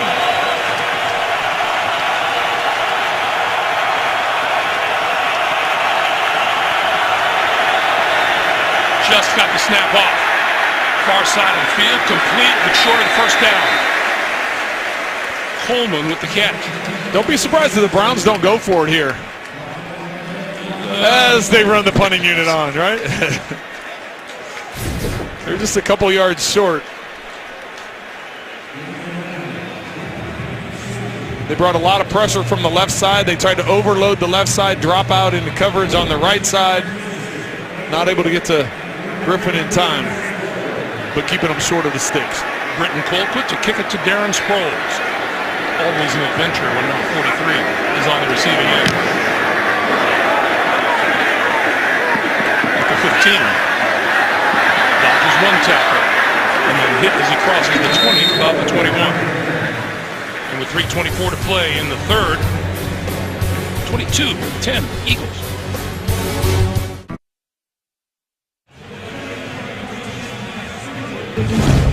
Well, we always ask as we reconvene, how did we spend our summer vacation? Where were you? I was at a North Carolina football camp and ran into Brad Johnson, Super Bowl winning quarterback from Tampa Bay, and a couple other teams, and our sons were MVPs for our respective divisions. You see how I'm continuing to talk? Yeah, I know. Here's the weird thing.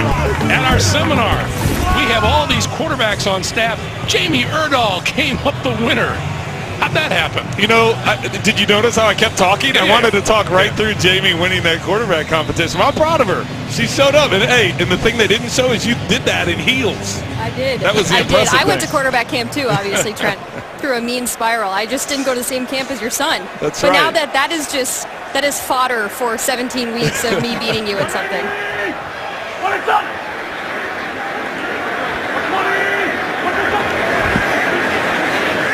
Wentz with time. Got his man to the 35-yard line, Zach Ertz.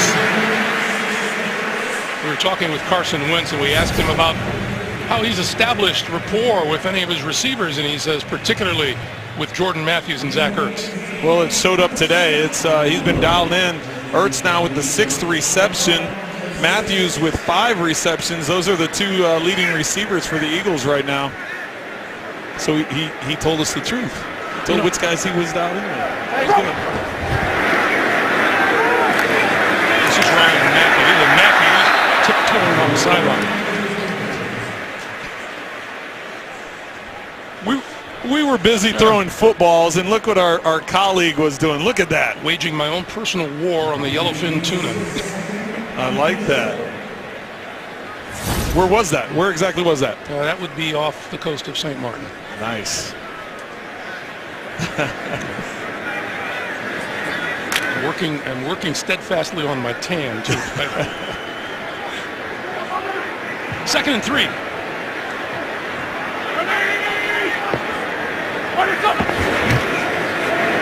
This is Kenyon Barner. Running room. Inside the 45, inside the 40. And it's a first down for the Eagles. Watch this side of the line. The blocking that goes on. He's not touched until he's 10, 15 yards down the field. Yeah, you get the impression that the Eagles offense now beginning to pick and choose what it wants to do at will. Well, and Jason Peters and Alan Barber on that side of the offensive line really created a huge lane there to run through.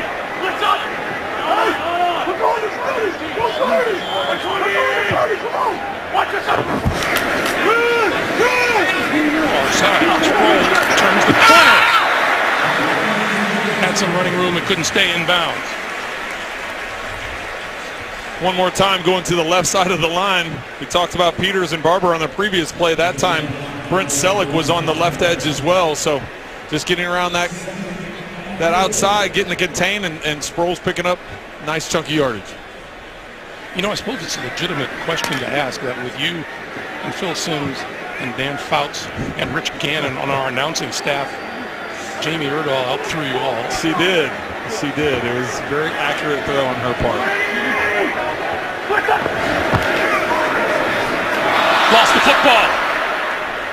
And Sproles covered it again back at the 41, or they're going to mark it down inside the 40 at the 39. See where the ball comes in here. Ball ends up being a little bit high up on the chest plate as opposed to being down in the stomach. It's one you think that Sproles should get. Well, Sproles is a little lower than average. Yes, and that's a very real thing as a quarterback. You have to make sure you get it in the pocket for the running back. So it's a 3rd and 10 now for the Eagles. What's up? Where are we going? Lucy!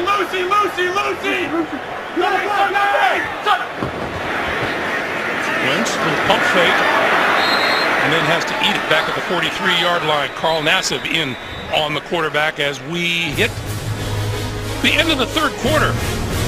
The Eagles in charge, and we're back after this message and a word from your local station. You're watching the NFL on CBS.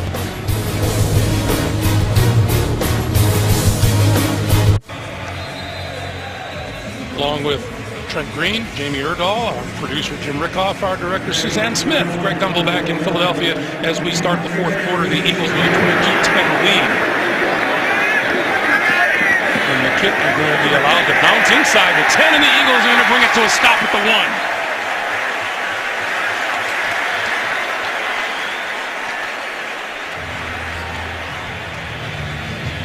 Chris Maragos, Jalen Watkins making the special teams play. It's one of those backward spinning punts that guys around the league are getting so good at dropping in there. Donnie Jones with the punt on that one. Hey, your weekend starts here Thursday. The Jets have a run-in with the Buffalo Bills. Their former coach, pal Rex Ryan. Next Thursday Night Football on CBS and NFL Network.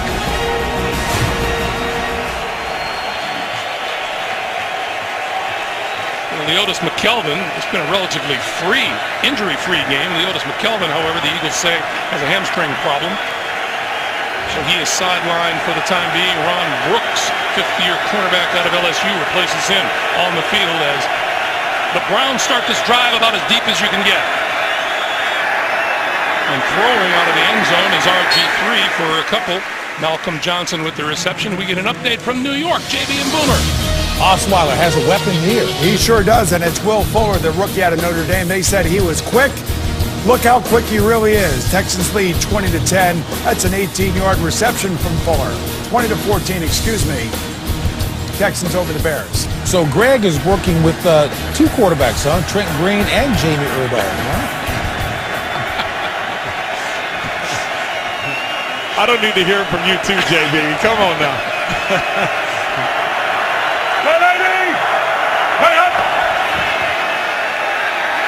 This one coming deep down this sideline. It is overthrown, incomplete. Intended for the rookie, Corey Coleman.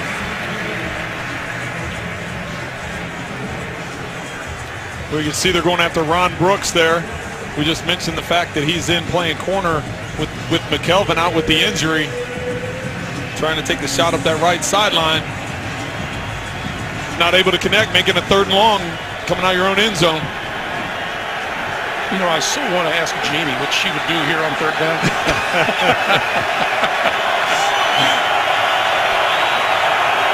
Whatever it is, she'd complete it, right? 3rd and 7. That's right.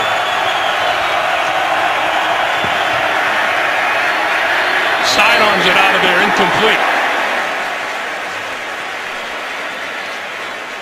Good pressure by the Eagle defense on Griffin in the end zone, and now Britton Colquitt will have to kick it out of the back part of the end zone.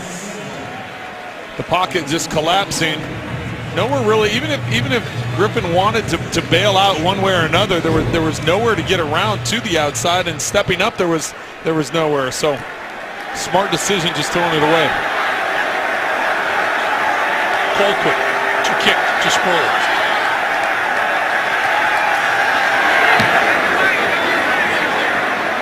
Sproles on the run, made the fair catch. 48-yard line. 13:49 to play in the 4th. The Eagles with the lead.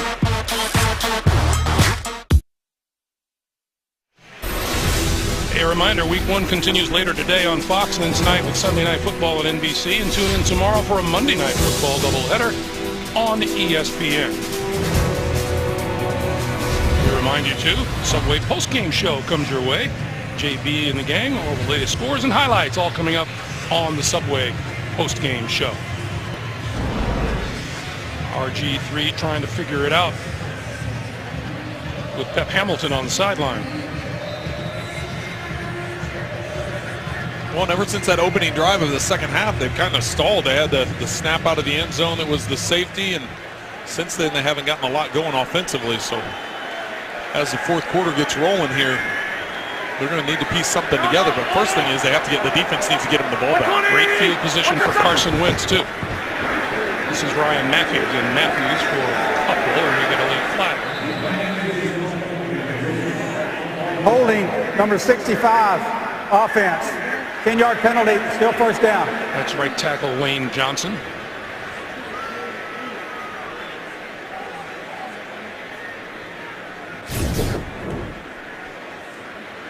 Johnson right there, 65. And he called on the hold.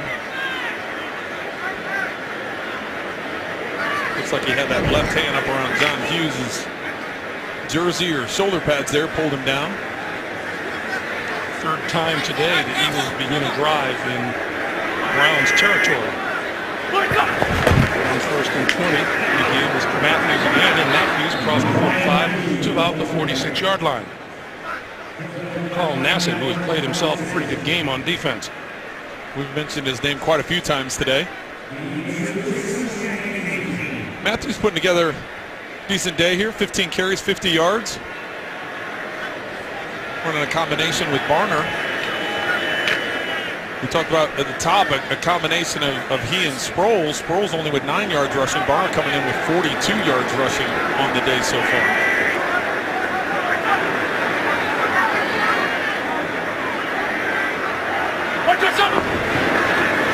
Second and 18, little pump fake by Wentz, and Wentz going to tuck it and run. And head for the sideline and out of bounds just over the 45-yard line. Boy, they're in the update mode. Back in New York, JB and Boomer.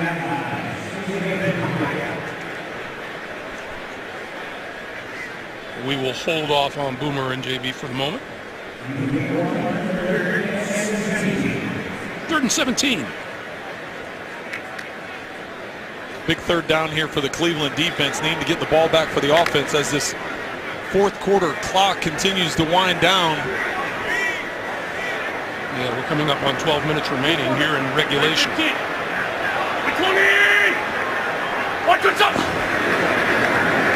Wentz got rid of it to Sproles. Sproles, midfield. And down at about the 45 of the Cleveland Browns, and that will force the kick.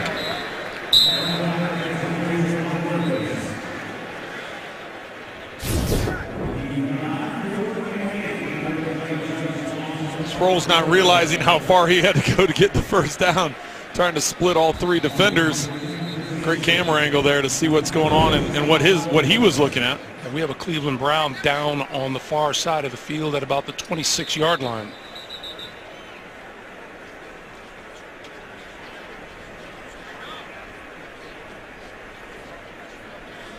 Looks like it could be Joe Hayden over there, 23. It is Joe Hayden, yeah.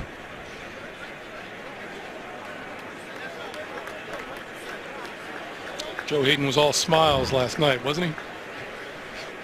Yeah, it was exciting to see, and brand new papa. Exactly. He talked about getting the call. He was out at walkthrough, and hey, you got to get to the hospital. That was on Friday. Yep. And he wasn't the only one. Demario Davis and his wife, Pamela, welcomed a daughter, Summer Joy Davis. Joe and his wife, Sarah, welcomed a boy, Joseph Ali Hayden IV. Now this is Demario and Pamela Davis's daughter, Summer Joy. And she was 4:30 in the morning. So Demario had a little different sleep pattern than what Joe had, because Joe was 5:30 at night. So that was one exciting time for those two. Congrats to them. And this time the Eagles can't keep it from going into the end zone for the touchback. 11:33 to play, fourth quarter. Time for the Browns to get something started on offense. The NFL on CBS is sponsored by The Home Depot. More saving, more doing. Verizon.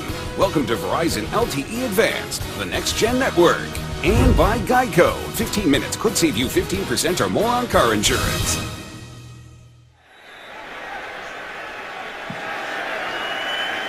Welcome back. Here is RG3 and the Browns from their own 20-yard line. Throwing to the near side, and that's incomplete. Intended for Terrell Pryor. Meanwhile, some injury reports now from the Cleveland sideline. Both rookie safety Derek Kindred and the veteran cornerback Joe Hayden, whom we saw being tended to, suffering ankle injuries, and unfortunately, the Browns say it's to the same ankle on which Hayden underwent surgery this summer. And he's not looking happy. No, he doesn't look real happy. Number one, the way the game's going. Number two, that he's dealing with this ankle injury, and he is questionable to return. So it'd help him a lot if the offense could get something going, give him a little time to rest it up. Deep drop this time and hit from behind. Connor Barwin.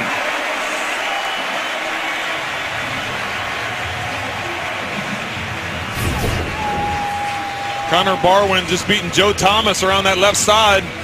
Robert Griffin holding on to that ball quite a bit, trying to get a deep throw up the field. So you have to hold on to it a long time. 1, 2. On that second hitch, though, Barwin able to get a swipe in there, almost knocking the ball loose.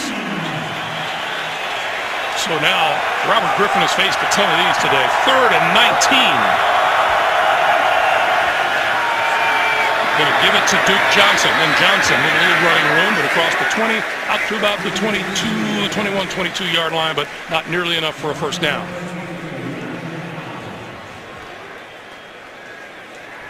You can tell the body language right now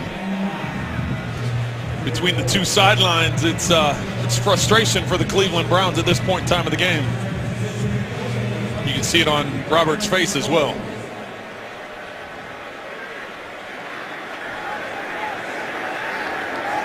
Aaron Sproles has been a busy guy. Punt return today.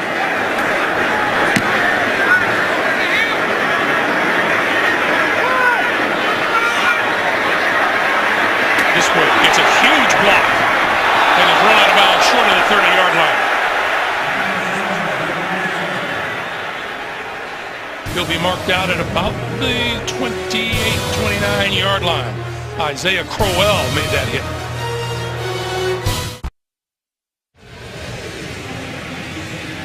Might be the stat of the game right there. Time of possession that the Philadelphia Eagles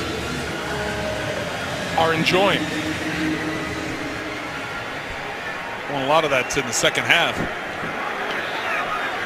Not too late to play NFL Fantasy, by the way. Join, draft, and play from anywhere with the all-new mobile app. Sign up free at NFL.com/fantasy. And a quick slant by Carson Wentz to Jordan Matthews. Good news for Browns fans is Joe Hayden's back in the game. Didn't look to be favoring that ankle at all. Kind of tested him right away, didn't they? You aware of that when you're a quarterback? Oh, yes. You are. Oh, yes, you definitely are. It's a matter, if you know that, you know there's a new guy in the game, you know there's someone you can attack. You know, when Ron Brooks came in for the Eagles, it was something they went after right away, you know, within the second snap of him being in there. This is Matthews, and Matthews grinding out the hard yardage, brought down once again by Carl Nassib. But that's a first down for Philadelphia, and goes a long way towards what the Eagles want to do now for the rest of the quarter, and it's taking some time off the clock. They do. They want to just continue to chip away at that clock and use up as much as they can, tell their runners to stay in bounds. When you're passing game, you don't want to be too risky. No reason to cause a turnover at this juncture. Give life to the Browns at this point.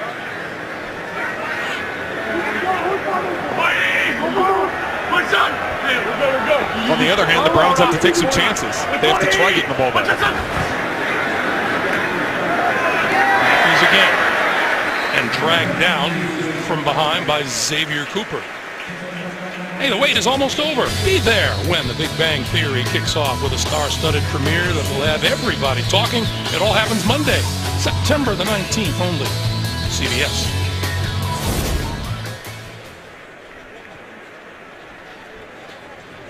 So a 2nd and 6, and looks like Ryan Matthews gets a well-deserved rest.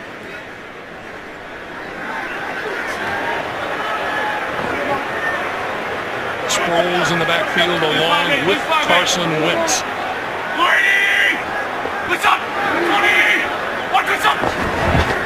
Lost the ball, picked it up, got rid of it, and almost completed it on the far side of the field. Joe Hayden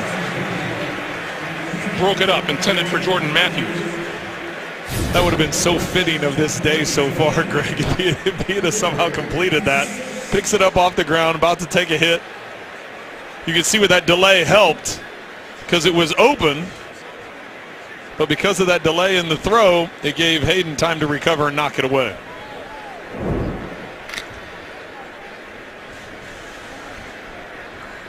So those are Carson's numbers on third down. We need 6 yards here for a first down. Sunday! Got time, throwing, and the catch is made by Matthews. Oh, what a catch, just inside the 25-yard line, and what a throw by Carson Wentz. Well, and even going back to the last play, it just shows the composure that he has. He wasn't frazzled by the fact that the ball was loose. Incredible catch by Matthews, not allowing the ball to hit the ground. Wentz just completely focused on what's going on down the field. You could see how his eyes were looking to the right. That's where he wanted to throw the football. He just wanted to confirm there wasn't a zone out in front, and then he goes back and locates the receiver. So confirmation of what he thought he was going to see, and then going through and getting the execution and the great catch by Matthews. This is Sproles, and Sproles is going to be snapped up by 4 or 5 Cleveland Browns. Clock continues to move, coming up on 6.5 to play in regulation.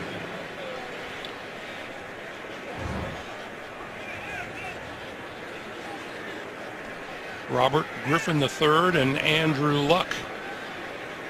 Last time a quarterback threw for 300+ yards in his first NFL start. Well, I don't know how many more chances he's going to get with the way the score is. He's got 271, so he's put together an impressive day. 21 of 35, 271, 2 touchdowns, no interceptions is the important one. And he had time running down on the play clock, so he uses a timeout here with 6:08 to play in the fourth. You know, I go back to that play on second down a few plays ago that the snap was errant and he kept composure, picked the ball up through it. Yes, it was knocked away by Hayden. But talking to him and realizing throughout this whole process, he said, you know, I haven't been overwhelmed by any of this. Yes, I know to the outside public and to everybody on the outside, it seems like here I am, North Dakota State, I'm coming in, I didn't play a lot, got hurt in the preseason, and he goes, but I've just kept going with the mental reps. He was very complimentary of Chase Daniel, very complimentary of Sam Bradford and the time that they put in to help him understand the offense. It was just really impressive, and I thought it carried over. It's carried over onto the field today. You can see the composure he's kept throughout this whole game. I'm not sure I've heard the term mental reps before, but you can see it with him. Yes. 2nd and 13.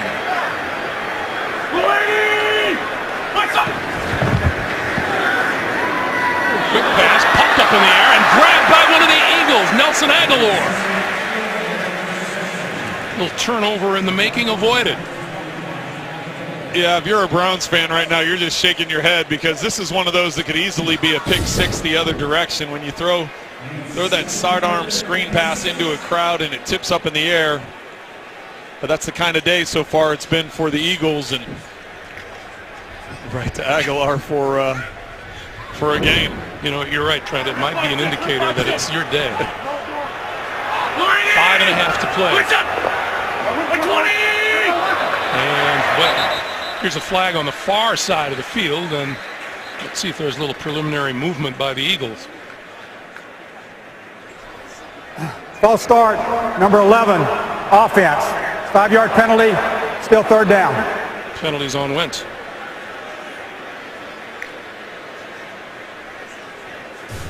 They got him with the little head bob there? They got him with the shoulder roll, little head bob, something. See, the first game, we're not going to let you get away with that. We're not. Don't get cocky. Right. It took Peyton Manning and Tom Brady a lot of years to be able to get those calls, right?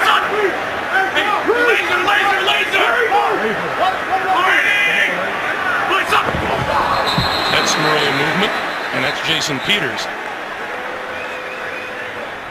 False start, number 71, offense. 5-yard penalty, still third down. Let's go back to the penalty call on Wentz. 2 plays ago, Carson Wentz is going to get called with movement, so let's just take an eye on what it is he does. I didn't see it. I didn't see a whole lot out of that.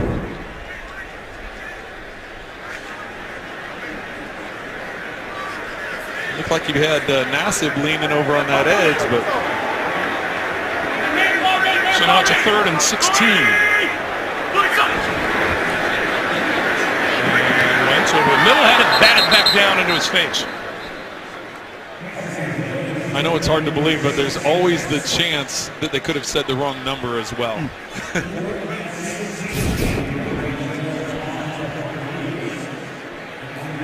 See the 4-man rush by the Browns, and just getting a hand up to knock it down is Joe Schobert. Impressive start to the career of Carson Wentz. Tremont Williams is deep. See Tommy Jones does with this one. They're going to let it bounce. And it takes an Eagles bounce, and it will be down before it gets to the end zone. Never got there. It's all Eagles, 22-10.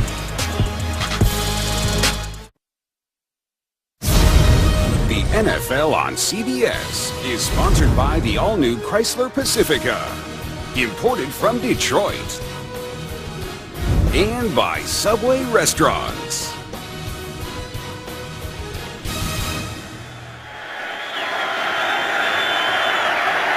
4:26 to play here in the 4th quarter. And once again, the Browns start in a deep hole back at their own 8-yard line. Griffin running out of time, lost the ball, recovered it, but inside his own 5-yard line. Brandon Graham, number 55.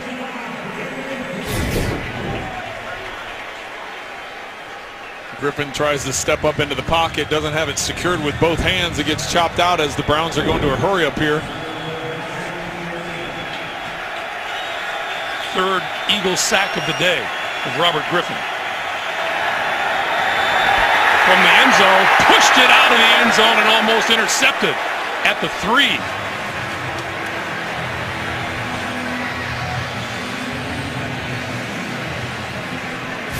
Boy, this defensive front is getting after it right now. They know the Browns have to throw the ball to try and get back in this game, so it's like a track meet up there by those defensive front 4 trying to get back to Robert Griffin III.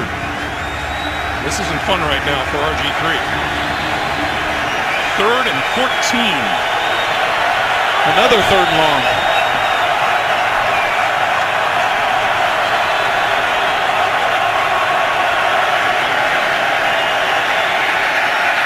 Griffin up the middle. 10. And out of bounds at about the 15-yard line, and that's a huge collision on the near sideline. Jalen Mills, the rookie cornerback out of LSU.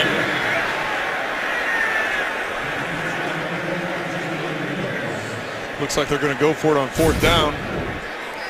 You see the thumbs up that Robert gave right there, so getting some communication through the headset. Steps up and tries to get into that left sideline.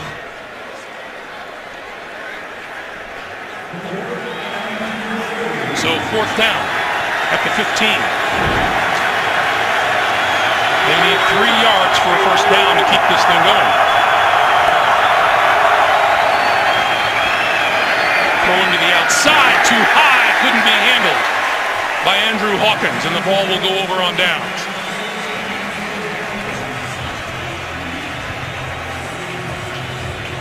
And I don't know if he got hit again or if that's just the effects of the previous hit on 3rd down. He's hanging that left arm pretty low. That left arm is really hanging. Just throwing a quick out to the left. Oh no, he didn't get hit. No. That's some effects of the previous play. So whether it's the left ribs.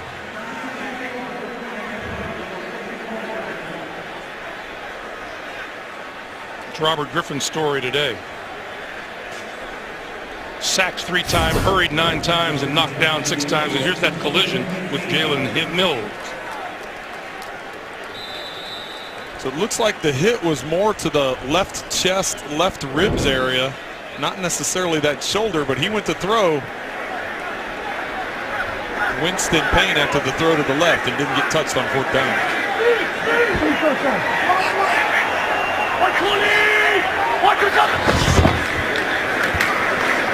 So this is Matthews, and Matthews inside the 10 to about the 8.5-yard line.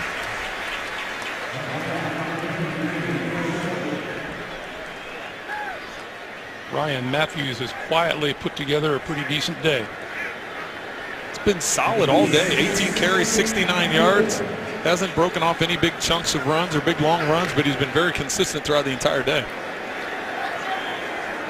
They continue to look at RG3 on the sideline. Meanwhile, 2nd and 3.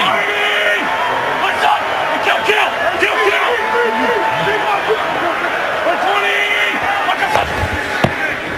Matthews again. Matthews inside the 5 and diving to the 1.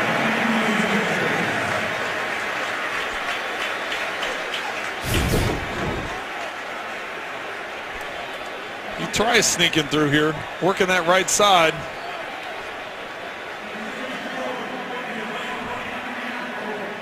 Boy, a healthy Ryan Matthews can be nothing but good news for this Philadelphia offense. And one of the best things that could happen to Carson Wentz. I was going to say, that's a nice compliment to have if you're a rookie quarterback, to have the balance of the run game and not have it all on your shoulders to push the ball down the field through the air. So good combination today for the Eagles. 1st and goal. Matthews hit at the 2, and that'll take us to the 2-minute warning. The Philadelphia Eagles 2 minutes away from opening the 2016 season with a W.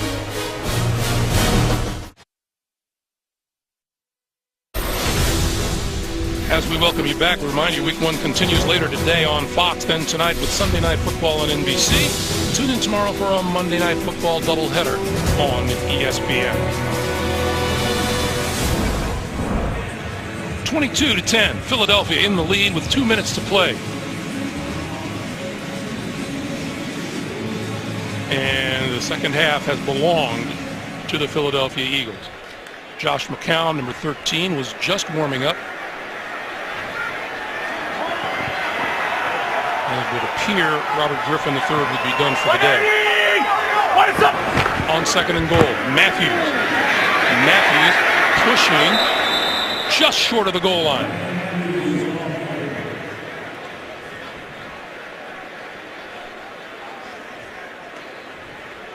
Trent, I think they feel at this point Ryan Matthews deserves a touchdown before the game is over. Well, and that's like, you're trying to say with 2 minutes left, if it was a first down, you could just take a knee and run it out. But because the way the clock is working, they're going to continue to try and run plays. That time they had 94, Bo Allen, defensive tackle, in at fullback. He's back in again, once again, lead blocking for Matthews.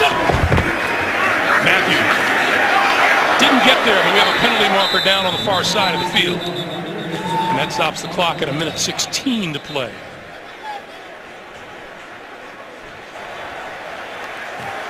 Offside, number 44, defense. Lined up in the neutral zone, half the distance to the goal. It's still 3rd down. That kind of shows when it goes sideways, doesn't it? A reminder, coming up on the Subway postgame show, JB and the guys back in New York with all the latest NFL scores and highlights, all coming up on the Subway postgame show. Well, I've watched Bo Allen 2 plays in a row, Greg, just to see how the defense is going to approach him. Both times the defenders have been smart enough to not go head-to-head or shoulder-to-shoulder with him. Both times they've submarined him. They've gone down low to take out his legs so they can't get squared up on him. Bo Allen at 6'3", 327, and here's the touchdown for Ryan Matthews.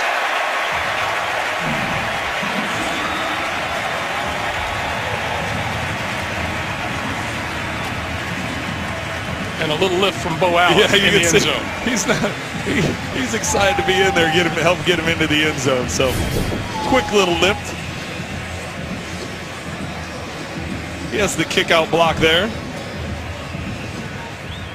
on Campbell for the Browns.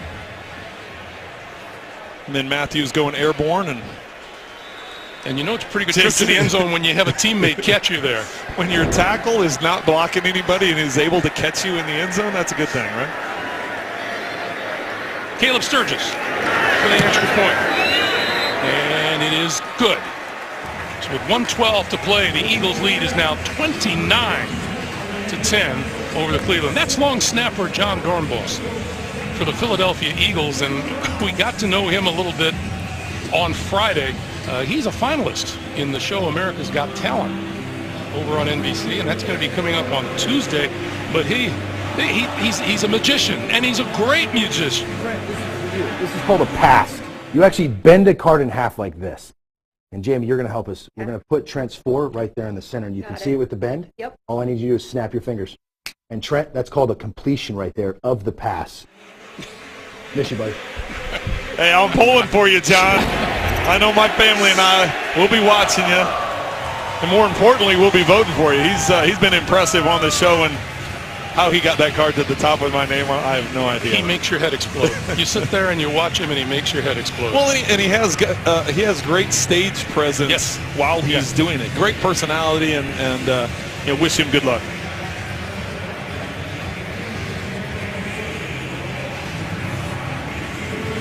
As you said, Greg, the day that Ryan Matthews has had, it's deserving that he gets in the end zone. He's done a load today, 22 attempts for 77 yards. He's been getting those tough yards. He's a fine back when he can stay healthy. So that'll come out to the 25-yard line, 1:12, and Robert Griffin III is coming back onto the field. Apparently, he talked some people into letting him come back. Yeah, I didn't think this was going to happen. I honestly thought they were going to go with Josh McCown there. I didn't, at this juncture of the game, maybe he just wanted to, it's part of that leadership thing. He wants to go back in and But if your guy is banged up, why would you let him come back? Yeah, it'll be interesting here. Yeah, it'll be interesting here because he was favoring that left side on the last throw that he made. This is Crowell. Crowell, a little running room out across the 40 to the 41-yard line. But he has been under the gun, courtesy of this Eagles defense, most of the fourth quarter. Well, he's had to face a lot of 3rd and longs, and a lot of the times he was also coming out of his own end zone because the Eagles were able to pin him down in there. So when you're a defensive line, defensive unit, and you know it's a pass situation, it's a literal track meet to try and get back to the quarterback, and Robert Griffin paid for it here in the fourth quarter. On first down, going to give it to Crowell. And Crowell again. Inside the Philadelphia 40 to the 39. And we're under half a minute to play. Well, there's defensive coordinator Jim Schwartz. After being out of football last year, helping out the NFL with some officiating. Was with the Bills prior to that. Head coach, obviously, for Detroit for a long time. Came in with an excellent game plan to get after Robert Griffin, and the guys executed it well for him. And one more time, Crowell, as the final seconds tick away, and that puts the cap on a Philadelphia win. The Eagles have now won 5 of their last 6 openers and 7 of their last 9. The Eagles, a winner. For Jamie Erdahl, Trent Green, and the rest of our CBS Sports crew here in Philadelphia. Thanks for joining us. Let's go to James Brown in New York. All right, Greg, we're going to take you quickly to the game between the Cincinnati Bengals, New York Jets.